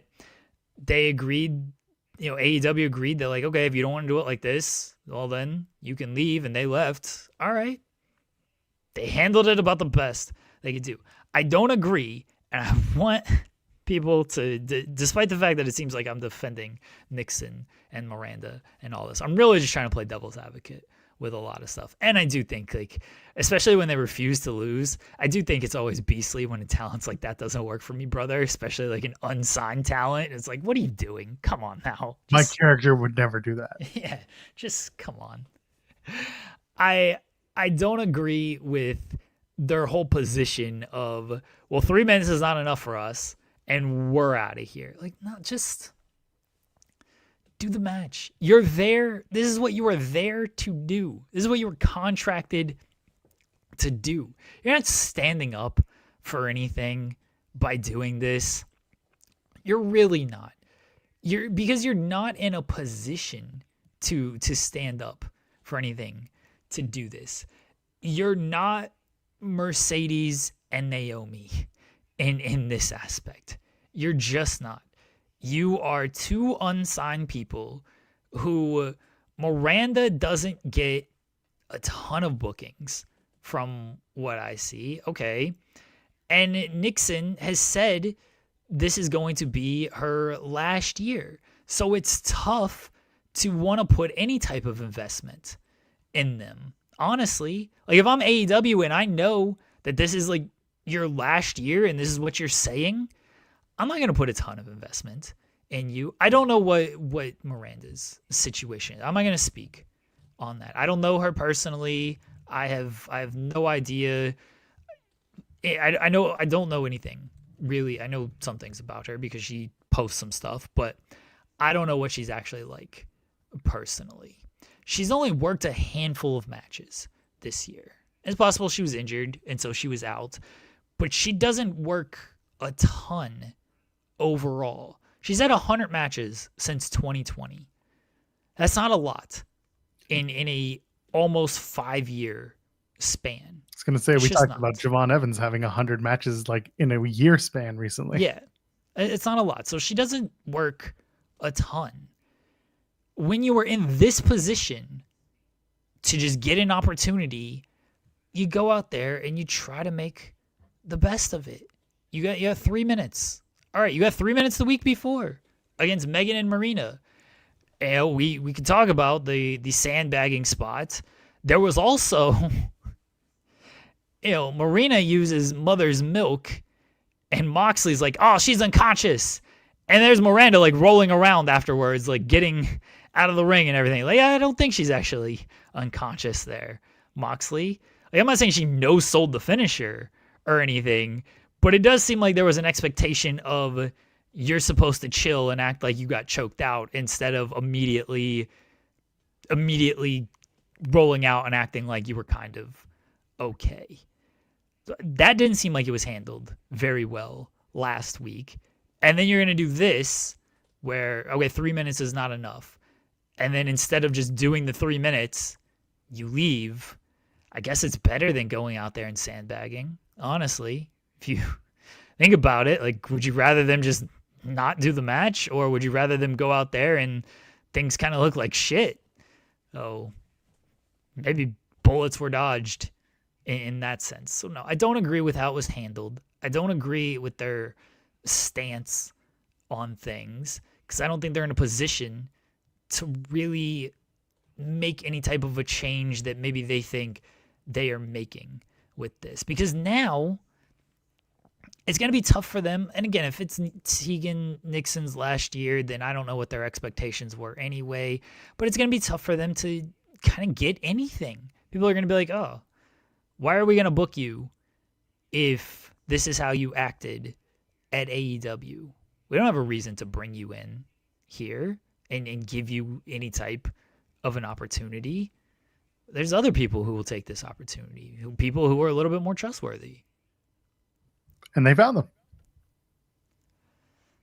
Sure, they found them as far as Hyan and Maya, but I'm talking about just like all independent world, Right? You know, like why is GCW going to book Nixon and Miranda now? Why is any independent promotion going to book them when this was their attitude in AEW? You know, like Listen to what Sean had to say about the report on his show on Select this morning. You get a little more information about it. That's my tease for Select for the audio listeners on the Select side of things. You'll hear it. So I didn't hear it. What did he say? There have been talks with other promoters about conversations that have been had with Nixon in the past to book her. Oh, okay. And whether or not those conversations were I won't say good or bad because that seems pretty binary, but yeah, this is not the main channel. No, it is not main channel Monday. No, the idea that the conversations were not always like as fruitful to get bookings with her. What that means is that's up for interpretation. But booking her there hasn't been a lack of trying when it comes to booking her. How about that? Okay. I mean, Nixon left WWE. I know she had some health issues at the end of last year and I think beginning of this year that maybe kept her off taking bookings. I think she also had passport issues with everything and it became difficult. And but since returning, again, it's not like she's worked a ton. But I don't know. I don't know Nixon. I don't know what they're actually like. I don't know what those conversations are. So all I know is the facts laid out for this story, and they made it more difficult on themselves with this whole thing. And I don't even fully disagree with a lot of stuff. They like their position as far as what they feel they wanted to do, but they just didn't handle it well. I'm listening. I'm here. I'm just replying to something about someone who's watching. Oh, talking about some of their experience. Are they some mad of their at me? experiences. They're not mad at you. No. Okay. It is about the conversation that we're currently having. But yes. Should we talk? What do you want to do? Do you want to talk about the Cena's mystery opponent, or do you want to talk about Collision since we're talking about the women's tag from 2 weeks ago? Well, there was unfortunately another story that kind of made headlines over the weekend that had nothing to do with what happened on television. And this whole Ridge Holland situation Right. and people kind of misinterpreting things or however they looked at it. So we know the GoFundMe was set up, and I had questions about it immediately because we were live on the air when we were talking about this, right? Yeah, we were talking about Okay. the veracity of it, but also that Sean had been tweeting who's donating to it, and that kind of adds to the veracity of its existence and that it is a legitimate GoFundMe. Go ahead. Well, you can set this up. So yeah, I don't trust the GoFundMe's unless it like comes directly from the person. But then Ridge retweeted it and Ridge commented on it in an interview, I think with TMZ. So like he was aware of it by later in the day once it got more traction and everything. And then he put out a statement basically saying like it was done.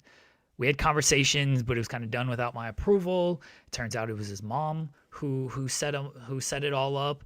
And then he said, you know, we're gonna shut it down. And once I'm able to recoup the funds, which effectively means like he's gonna keep the funds for their intended donations, and then once he's able to work again, he will give the funds to charity. So I don't know what the GoFundMe was at, but let's say it was $5,000.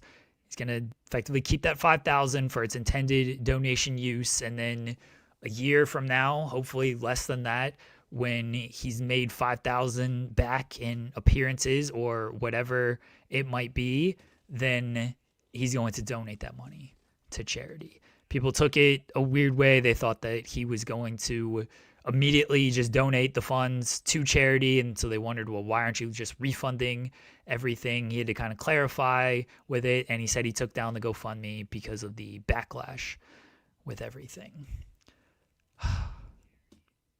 This whole situation just sucks, and it's just so stupid. He shouldn't be in this position for it to be set up in the first place. And I'm not saying that's WWE's fault. I'm not saying that's his fault. I don't know his financial situation. I don't know anything that came of that. It just sucks that he's in the position here as it is, given how long he was in WWE and how much you would hope he would have saved and earned during that time. Again, I don't know the ins and outs of things. The GoFundMe stuff, like maybe it wasn't set up like with your approval or whatever, but if you retweet it and you talk about it and you're like, oh, I'm so overwhelmed and just thank you for the support, you know it exists. And then to shut it down like after there's more backlash about it, like just keep it up. People want to help you. He's willing to accept their help to an extent because he's going to keep it for the intended use, but then down the line, he's going to donate it back to charity. So he's accepting it to an extent, at least for the time being. I guess it is nice that he's kind of willing to pay it forward with the charity of everything. It's just it's a messy situation where it's just unfortunate that he's in this position at all. I don't think he has fully handled things as well as he could have, but I also understand that his life got flipped around kind of rather quickly, and he was sadly not super prepared for it. And I think maybe he could have been, because signs were probably there. You know, he mentioned that they offered him a 3-year deal at 50%. This is the part people keep leaving out about the 3-year deal. This was not the contract here that he like turned, or that it wasn't going to be renewed. This was his previous contract. He was offered a 3-year deal at 50% less than what he was making, he said. That's the part people just want to leave out. But he wanted to do a 1-year deal because he didn't want to be locked into 3 years at 50% left, which is completely understandable. Honestly, it is. But if you know you're signing a 1-year deal and you know they were trying to give you 3 years at 50% less, they probably don't value you that much. And at that point, on that 1 year, you gotta start preparing for that, knowing that 1 year might be the end of things for you. And I don't know what his preparation was. I don't know his full financial situation. I'm not going to speculate on it. It does seem like it could have been better handled by a lot of sides. Yeah. On top of it, there was, I know that Jinder Mahal, I kind of tweeted out that WWE offers kind of a fiscal responsibilities course. And that was kind of his take on everything. It's because going back to what you were saying, it's he took 1 year at 50% instead of taking 3 years and getting locked in. And at that point, like you said, you need to know your value, or at least have an idea that you're probably not sticking around beyond that 1 year. If the original deal was like, maybe, I don't know if he's a glass half full type of person, and maybe his idea was, I'll do 1 year at this and I'll prove to them that I'm undeniable and I deserve more. And maybe that was motivation for him. I don't know. That's up for Luke, former Rich Holland, to talk about.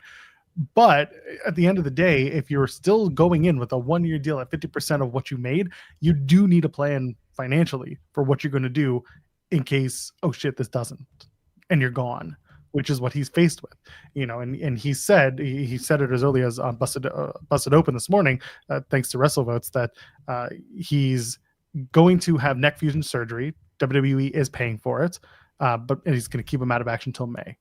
So that is another side of the reality of being injured as a performer. When you can't work, you get backed into a corner mentally as well, because the one thing that you are doing is trying to make money doing the thing that you love and doing the thing that you are tasked to do, and you can't make money on that. You can't survive without that opportunity.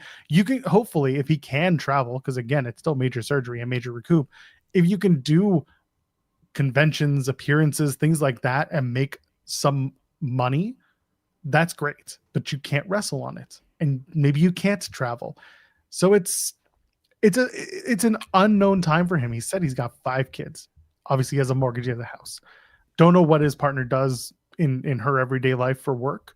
For all we know, she's a homemaker. Maybe she stay at home. I don't know. But the point is, that is one income that has been effectively cut off.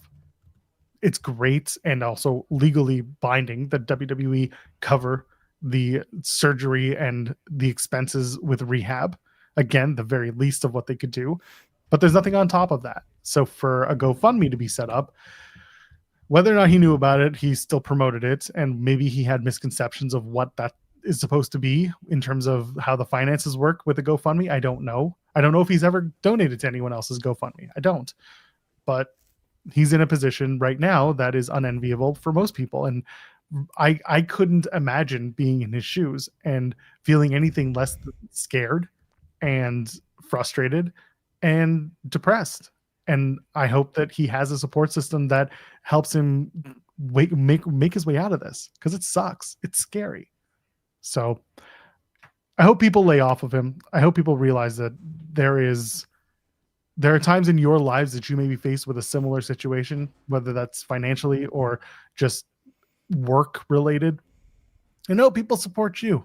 And I hope people don't sit around and just ask, oh, why can't he do this? Why can't he do that? Because sometimes this and that isn't available. So again, wish the best to him, because by all accounts, very nice individual. By all accounts, very talented.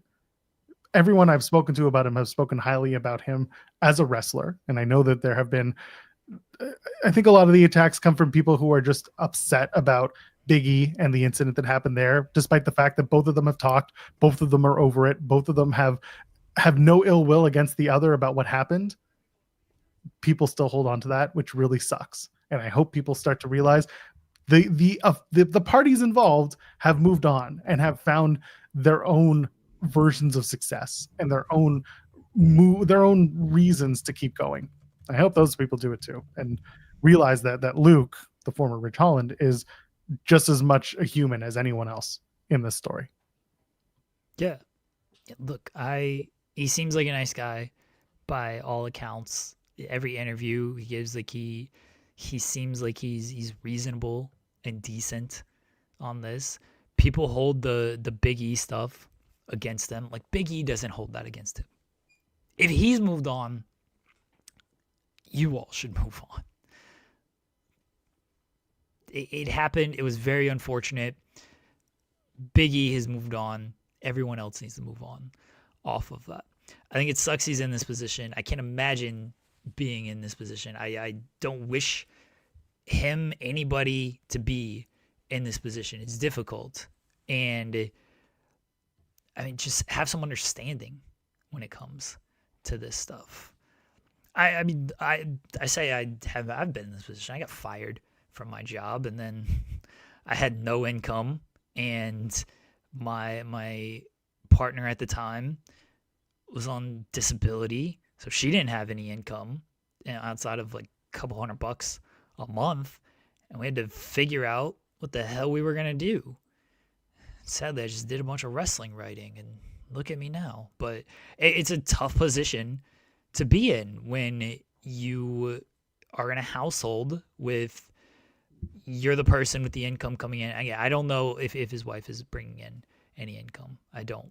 But if he was the only person bringing in income, even if you're not, even if you're a 2-income household and then you get down to a 1-income household, like, it's still a very difficult spot to be in. And yeah, I've been there where I was fired, where I didn't think I was going to get fired, and it happened very unceremoniously and very out of the blue. And it's like, oh shit, well, now I got to figure out my life after this. And, you know, fortunately, I was able to figure things out, but it doesn't make it any less difficult, especially when it's very fresh. And this is very fresh. You know, like, we gotta give some grace when it comes to this stuff. I mean, he admitted that he didn't like how we handled certain things, but you also got to give grace on the way he handled these things, because I can imagine his frustration with this. Get rid of Disney Plus first. Yeah, it'd be cutting out all these streaming services, you know. Like, he's got a free Netflix. Sorry, I'm gonna stop. But my point is, people in chat saying downscaling is hard when you have a lifestyle that you're accustomed to, and suddenly things change. And again, 5 kids, a partner, you got it in a house. It's tough, man. I hope none of y'all ever have to deal with that scenario, because it's a real scary situation to be faced with. No one should have to worry about a roof over their head, especially just in general. No one should have to deal with that. John Cena. Who's going to face John Cena? LA Knight has a this happened on opponent. SmackDown. I'm not talking about. Well, SmackDown. I'm teeing it up because the match isn't happening this SmackDown. LA Knight's gonna have a mystery opponent. Nick Aldis didn't want to name who that was. That's so dumb. Well, Jeremy? The theories are the Austin theories are running wild. Who could it be? I've narrowed it down to 2 people. I have. Have you thought about who this could be? No. All right, are you ready for this? What? There's the easy one, and that is Joe Hendry. Yes, Yeah. because he didn't want to say his name lest he appear. Joe wasn't at SmackDown that week, so could easily be that guy. He was working at NXT Live event. That's right, because he basically is in NXT now. Yeah. Could be Joe.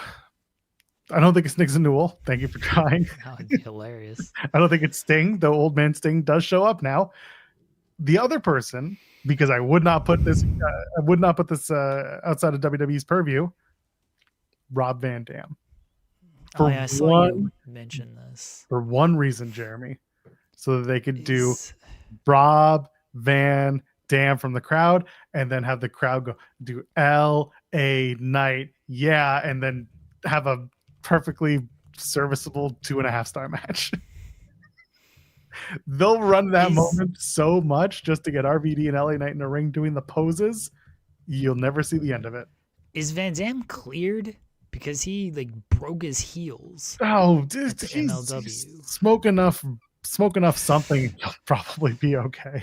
I mean, sure, but I also just don't know if he's cleared for all of this. So I assume it's Joe Hendry, and because, as you said, Nick Aldis didn't want to say his name, because they've actually done a good job of protecting the say his name and he appears, and to where if you do say his name, he does appear. Where is he? We just said his name. Why isn't he here? Because it's me. Sorry. So I do think it's Joe Hendry. All right, sure. Someone in my reply said it's Gunther so that they could do the shock of him murking LA Knight. Man, people would be so mad. That'd be hilarious. I would laugh at that. I think Gunther's just going to be a regular, announced opponent. Yeah. No, Some ice just fell off of the roof of this place and landed below. That was weird. This tournament is like doing nothing for me. The Miz and Jey Uso is the other match. I'm like, all right. Especially when you look at, and I don't think we're gonna dive too deep in this. I think SB3 and I will probably talk about it more tomorrow. But with Okada being Tanahashi's final opponent, I know there's a lot of conversation of Nakamura and maybe Naito, but like Okada makes sense. Makes a ton of sense. They've headlined 3 Tokyo Domes together. Like, it's a good match. It's a good final match. And we've talked a little bit about it probably being Okada because didn't feel like it was going to be Nakamura. Naito didn't feel super hot. Okada and Tanahashi felt like the biggest thing they could do with the almost time allotted, but also with he wanted to be someone connected to his past and everything and not wrestling someone from the future with this. Like, all right, you get Okada Tanahashi one last time, which is great. And then this Cena tournament, it's like, man, I would have just much preferred you do a build. You do like a 2-3 month build. And I know they burned this match already earlier this year, but do a 2-3 month build with CM Punk. Do a build with AJ Styles. Do a build with Brock. And again, I get they burn these matches. They burn these matches because they didn't have a fucking idea what they were gonna do with this Cena last run and last match. That's why they burned all these matches. Instead, they're just doing a tournament because tournaments. People already gave you shit in the comments of that clip. No, but here and they were doing exactly the thing that you were saying was stupid about this. That you're not giving Cena a microphone to run down his opponent and build a story, which is what John Cena is good at. Instead, we're running a bunch of matches for matches' sake to get the prestige of facing John Cena, as if that means anything. Why are people mad at me about that?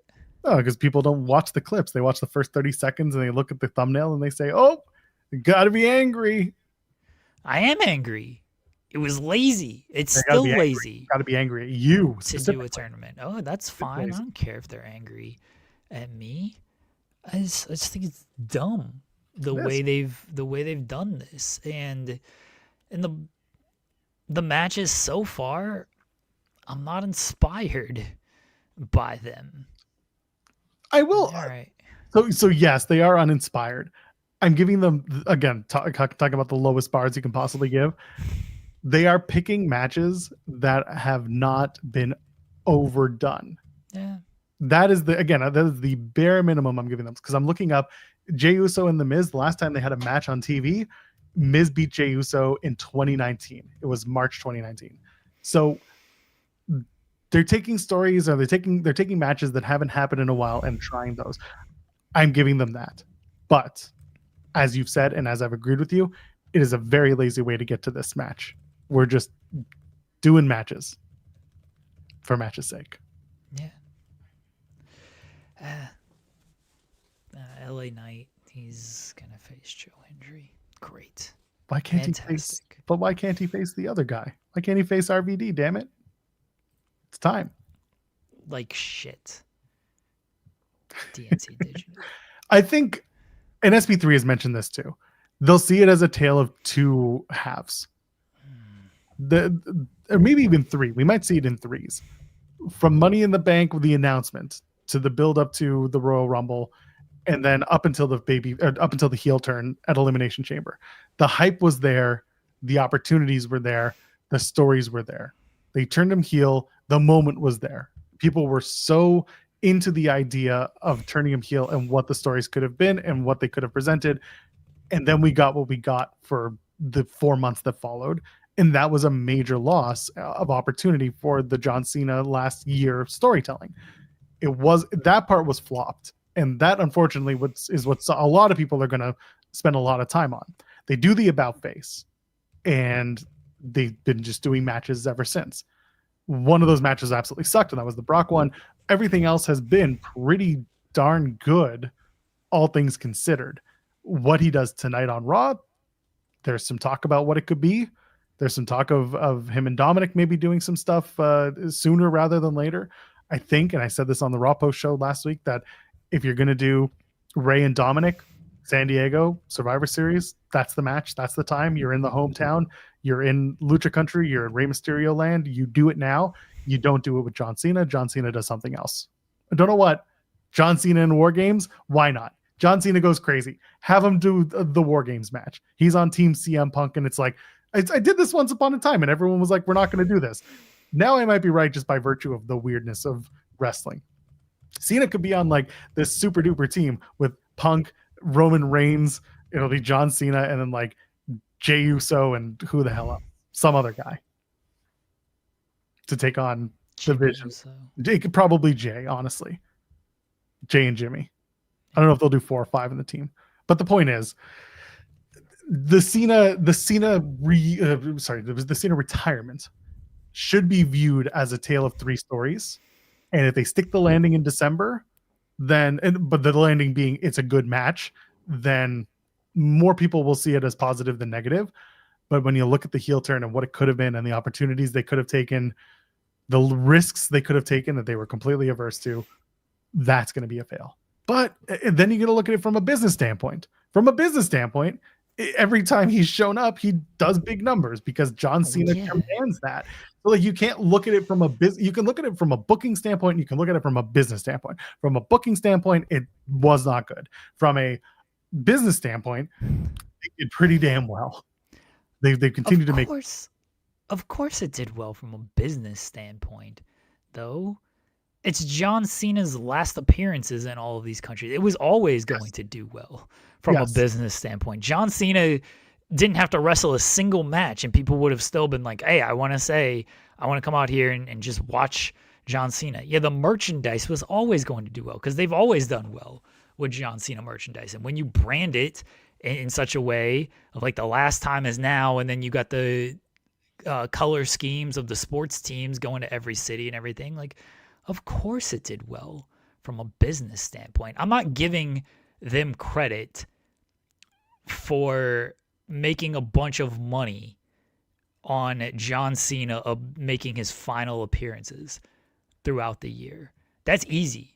All you had to do was book him to show up to these towns. You were going to make money off of that. There's going to be one story when it comes to the John Cena retirement, and one story only. It sucked. And it was fumbled, and they failed. And that's the reason why. Business for John Cena, good. Very good. Could have been better. Could have been better when it comes to how they handled all of this. Yeah. Well, with that in mind, tonight, Raw's in Boston. John skipping Collision. I mean, I don't hate AEW. I don't hate AEW. I kind of have to take my mom to the train station, so I do have that. You and SB3 can talk about. Honestly, listen, Collision. I liked that they at least carried over the Blood and Guts Advantage matches. Thought there was some really good wrestling. Obviously, Roddy Strong and Moxley was a very good match. It was a lot of fun. I thought that Jet Speed adding themselves to the national championship Casino Gauntlet match was good, because I think those two guys should be able to look at each other and say, we can fight each other as much as we fight together. That's a babyface tag team. That's good stuff. Don't like the fact that Harley Cameron had to get pinned in the Advantage match when she is going after the Ring of Honor Women's Championship. I don't like that FTR had to get beat by Bang Bang Gang. I get that a bunch of people had to get there for them to lose, but also they are the team that is going after the tag titles, so they're going to be winning the tag titles at Full Gear, I guess. And so that part was a little bit confuddling to me, but Bang Bang Gang looked good, so I can't complain. See, I like that FTR lost. Well, that's because you hate FTR. Yeah, I'm now branded an FTR hater.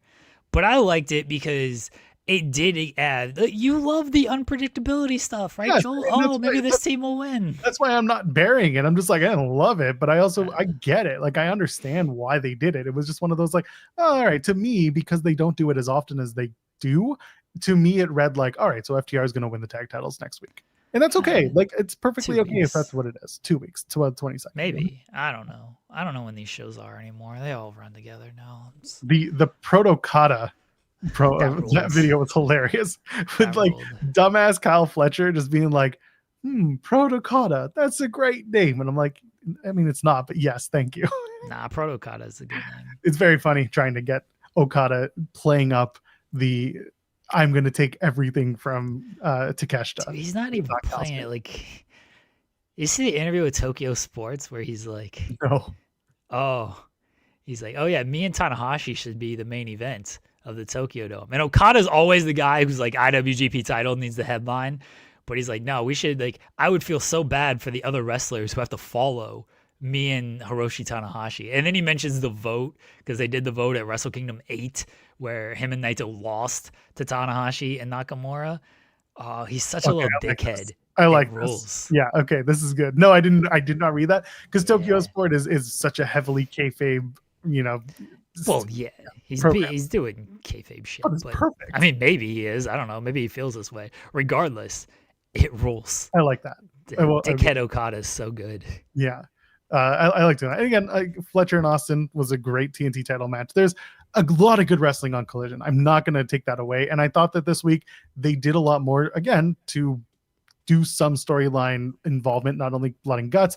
I like they had, what's his face? Don Callis going up to Death Riders and be like, hey, take care of Mark Briscoe for us and blood and guts. We could use that. And Moxley just be like, think we need a favor?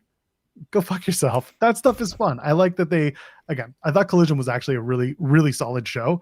And we didn't have a lot of time to talk about it, I will admit. But again, go back and watch it and you'll probably spot a few things that were great and a few things that was like, I probably wouldn't have done that, but it's not my show to book. Give me 3 minutes and I'm out of here. Joel hates AEW. Fair. That's fair. Anything you want to add about Collision? We're basically doing the Observer Live version of the Collision report, where we talk about it for 3 minutes and then go to a break. Is that what they do? I don't know what they do. Yeah, they do a 4-segment format, too short, too long. Oh, okay. They do an hour. They're a traditional radio show, so that's the difference. Right. And we're not talking about SmackDown because ended in I guess just a no contest. No like contest. the bell never rang. I guess Dan maybe the Engler match is still still dead. going. Yeah. They had to stretcher him out, and he never, even on the way out, he didn't do this to call for the bell. He was just dead on his feet, or I guess on the backboard. That show's just boring, dude. It wasn't much. I moved through Lash Legend, showing up and aligning with Nia Jax. I didn't hate that. The enemy of my enemy is also my friend. I respect her because I beat the shit out of her. We beat the shit out of each other. Sure, why not? Not going to do much with it until Nia Jax gets upset with Lash and Lash turns on Nia in like 6 months, if that. The Memphis Grizzlies do not have the Oklahoma City Thunder figured out. There you go. Raw tonight, TD Garden in Boston, Massachusetts. John Cena will appear. He'll open the show. The Women's World Championship is on the line. Stephanie Vaquer versus Raquel Rodriguez. I'm sure Nikki Bella will be nowhere to be found in that match, even though she'll be at ringside supporting her best friend in the whole world, Stephanie Vaquer. The Women's World Tag Team Championships are on the line. Charlotte Flair and Alexa Bliss take on the Kabuki Warriors. CM Punk will appear on the show. And then the 2 last time is now tournament matches, Sheamus versus Shinsuke Nakamura and Damian Priest versus Rusev. There's a lot announced for Raw. I will give them that.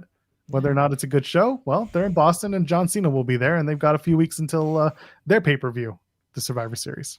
They got a Cena appearance. I assume they'll set up some stuff for War Games. The matches on paper aren't bad. Like, you're getting a Vaquer match, Kabuki Warriors and Alize at Convenience.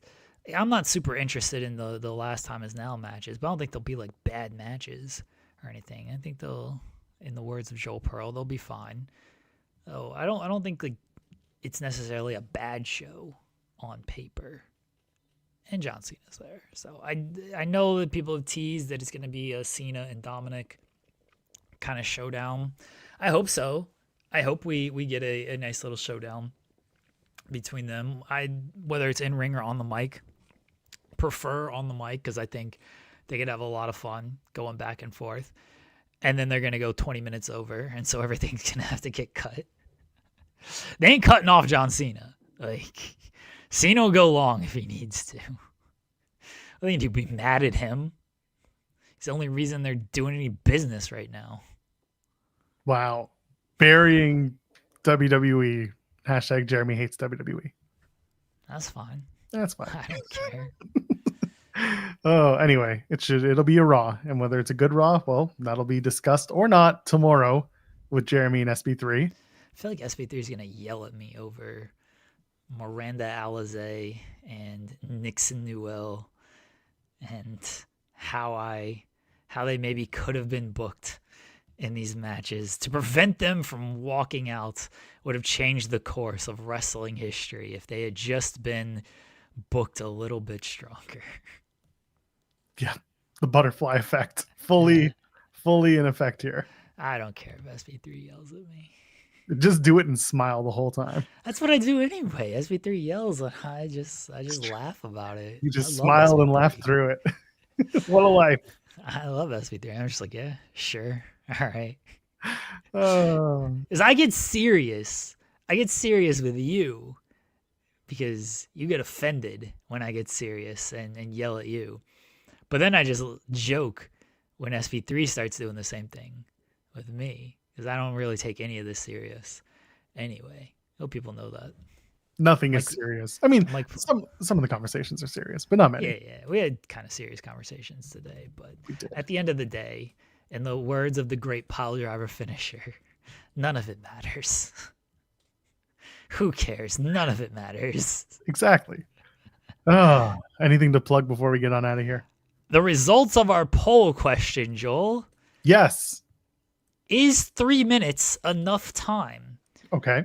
72% said yes, and 28% said no.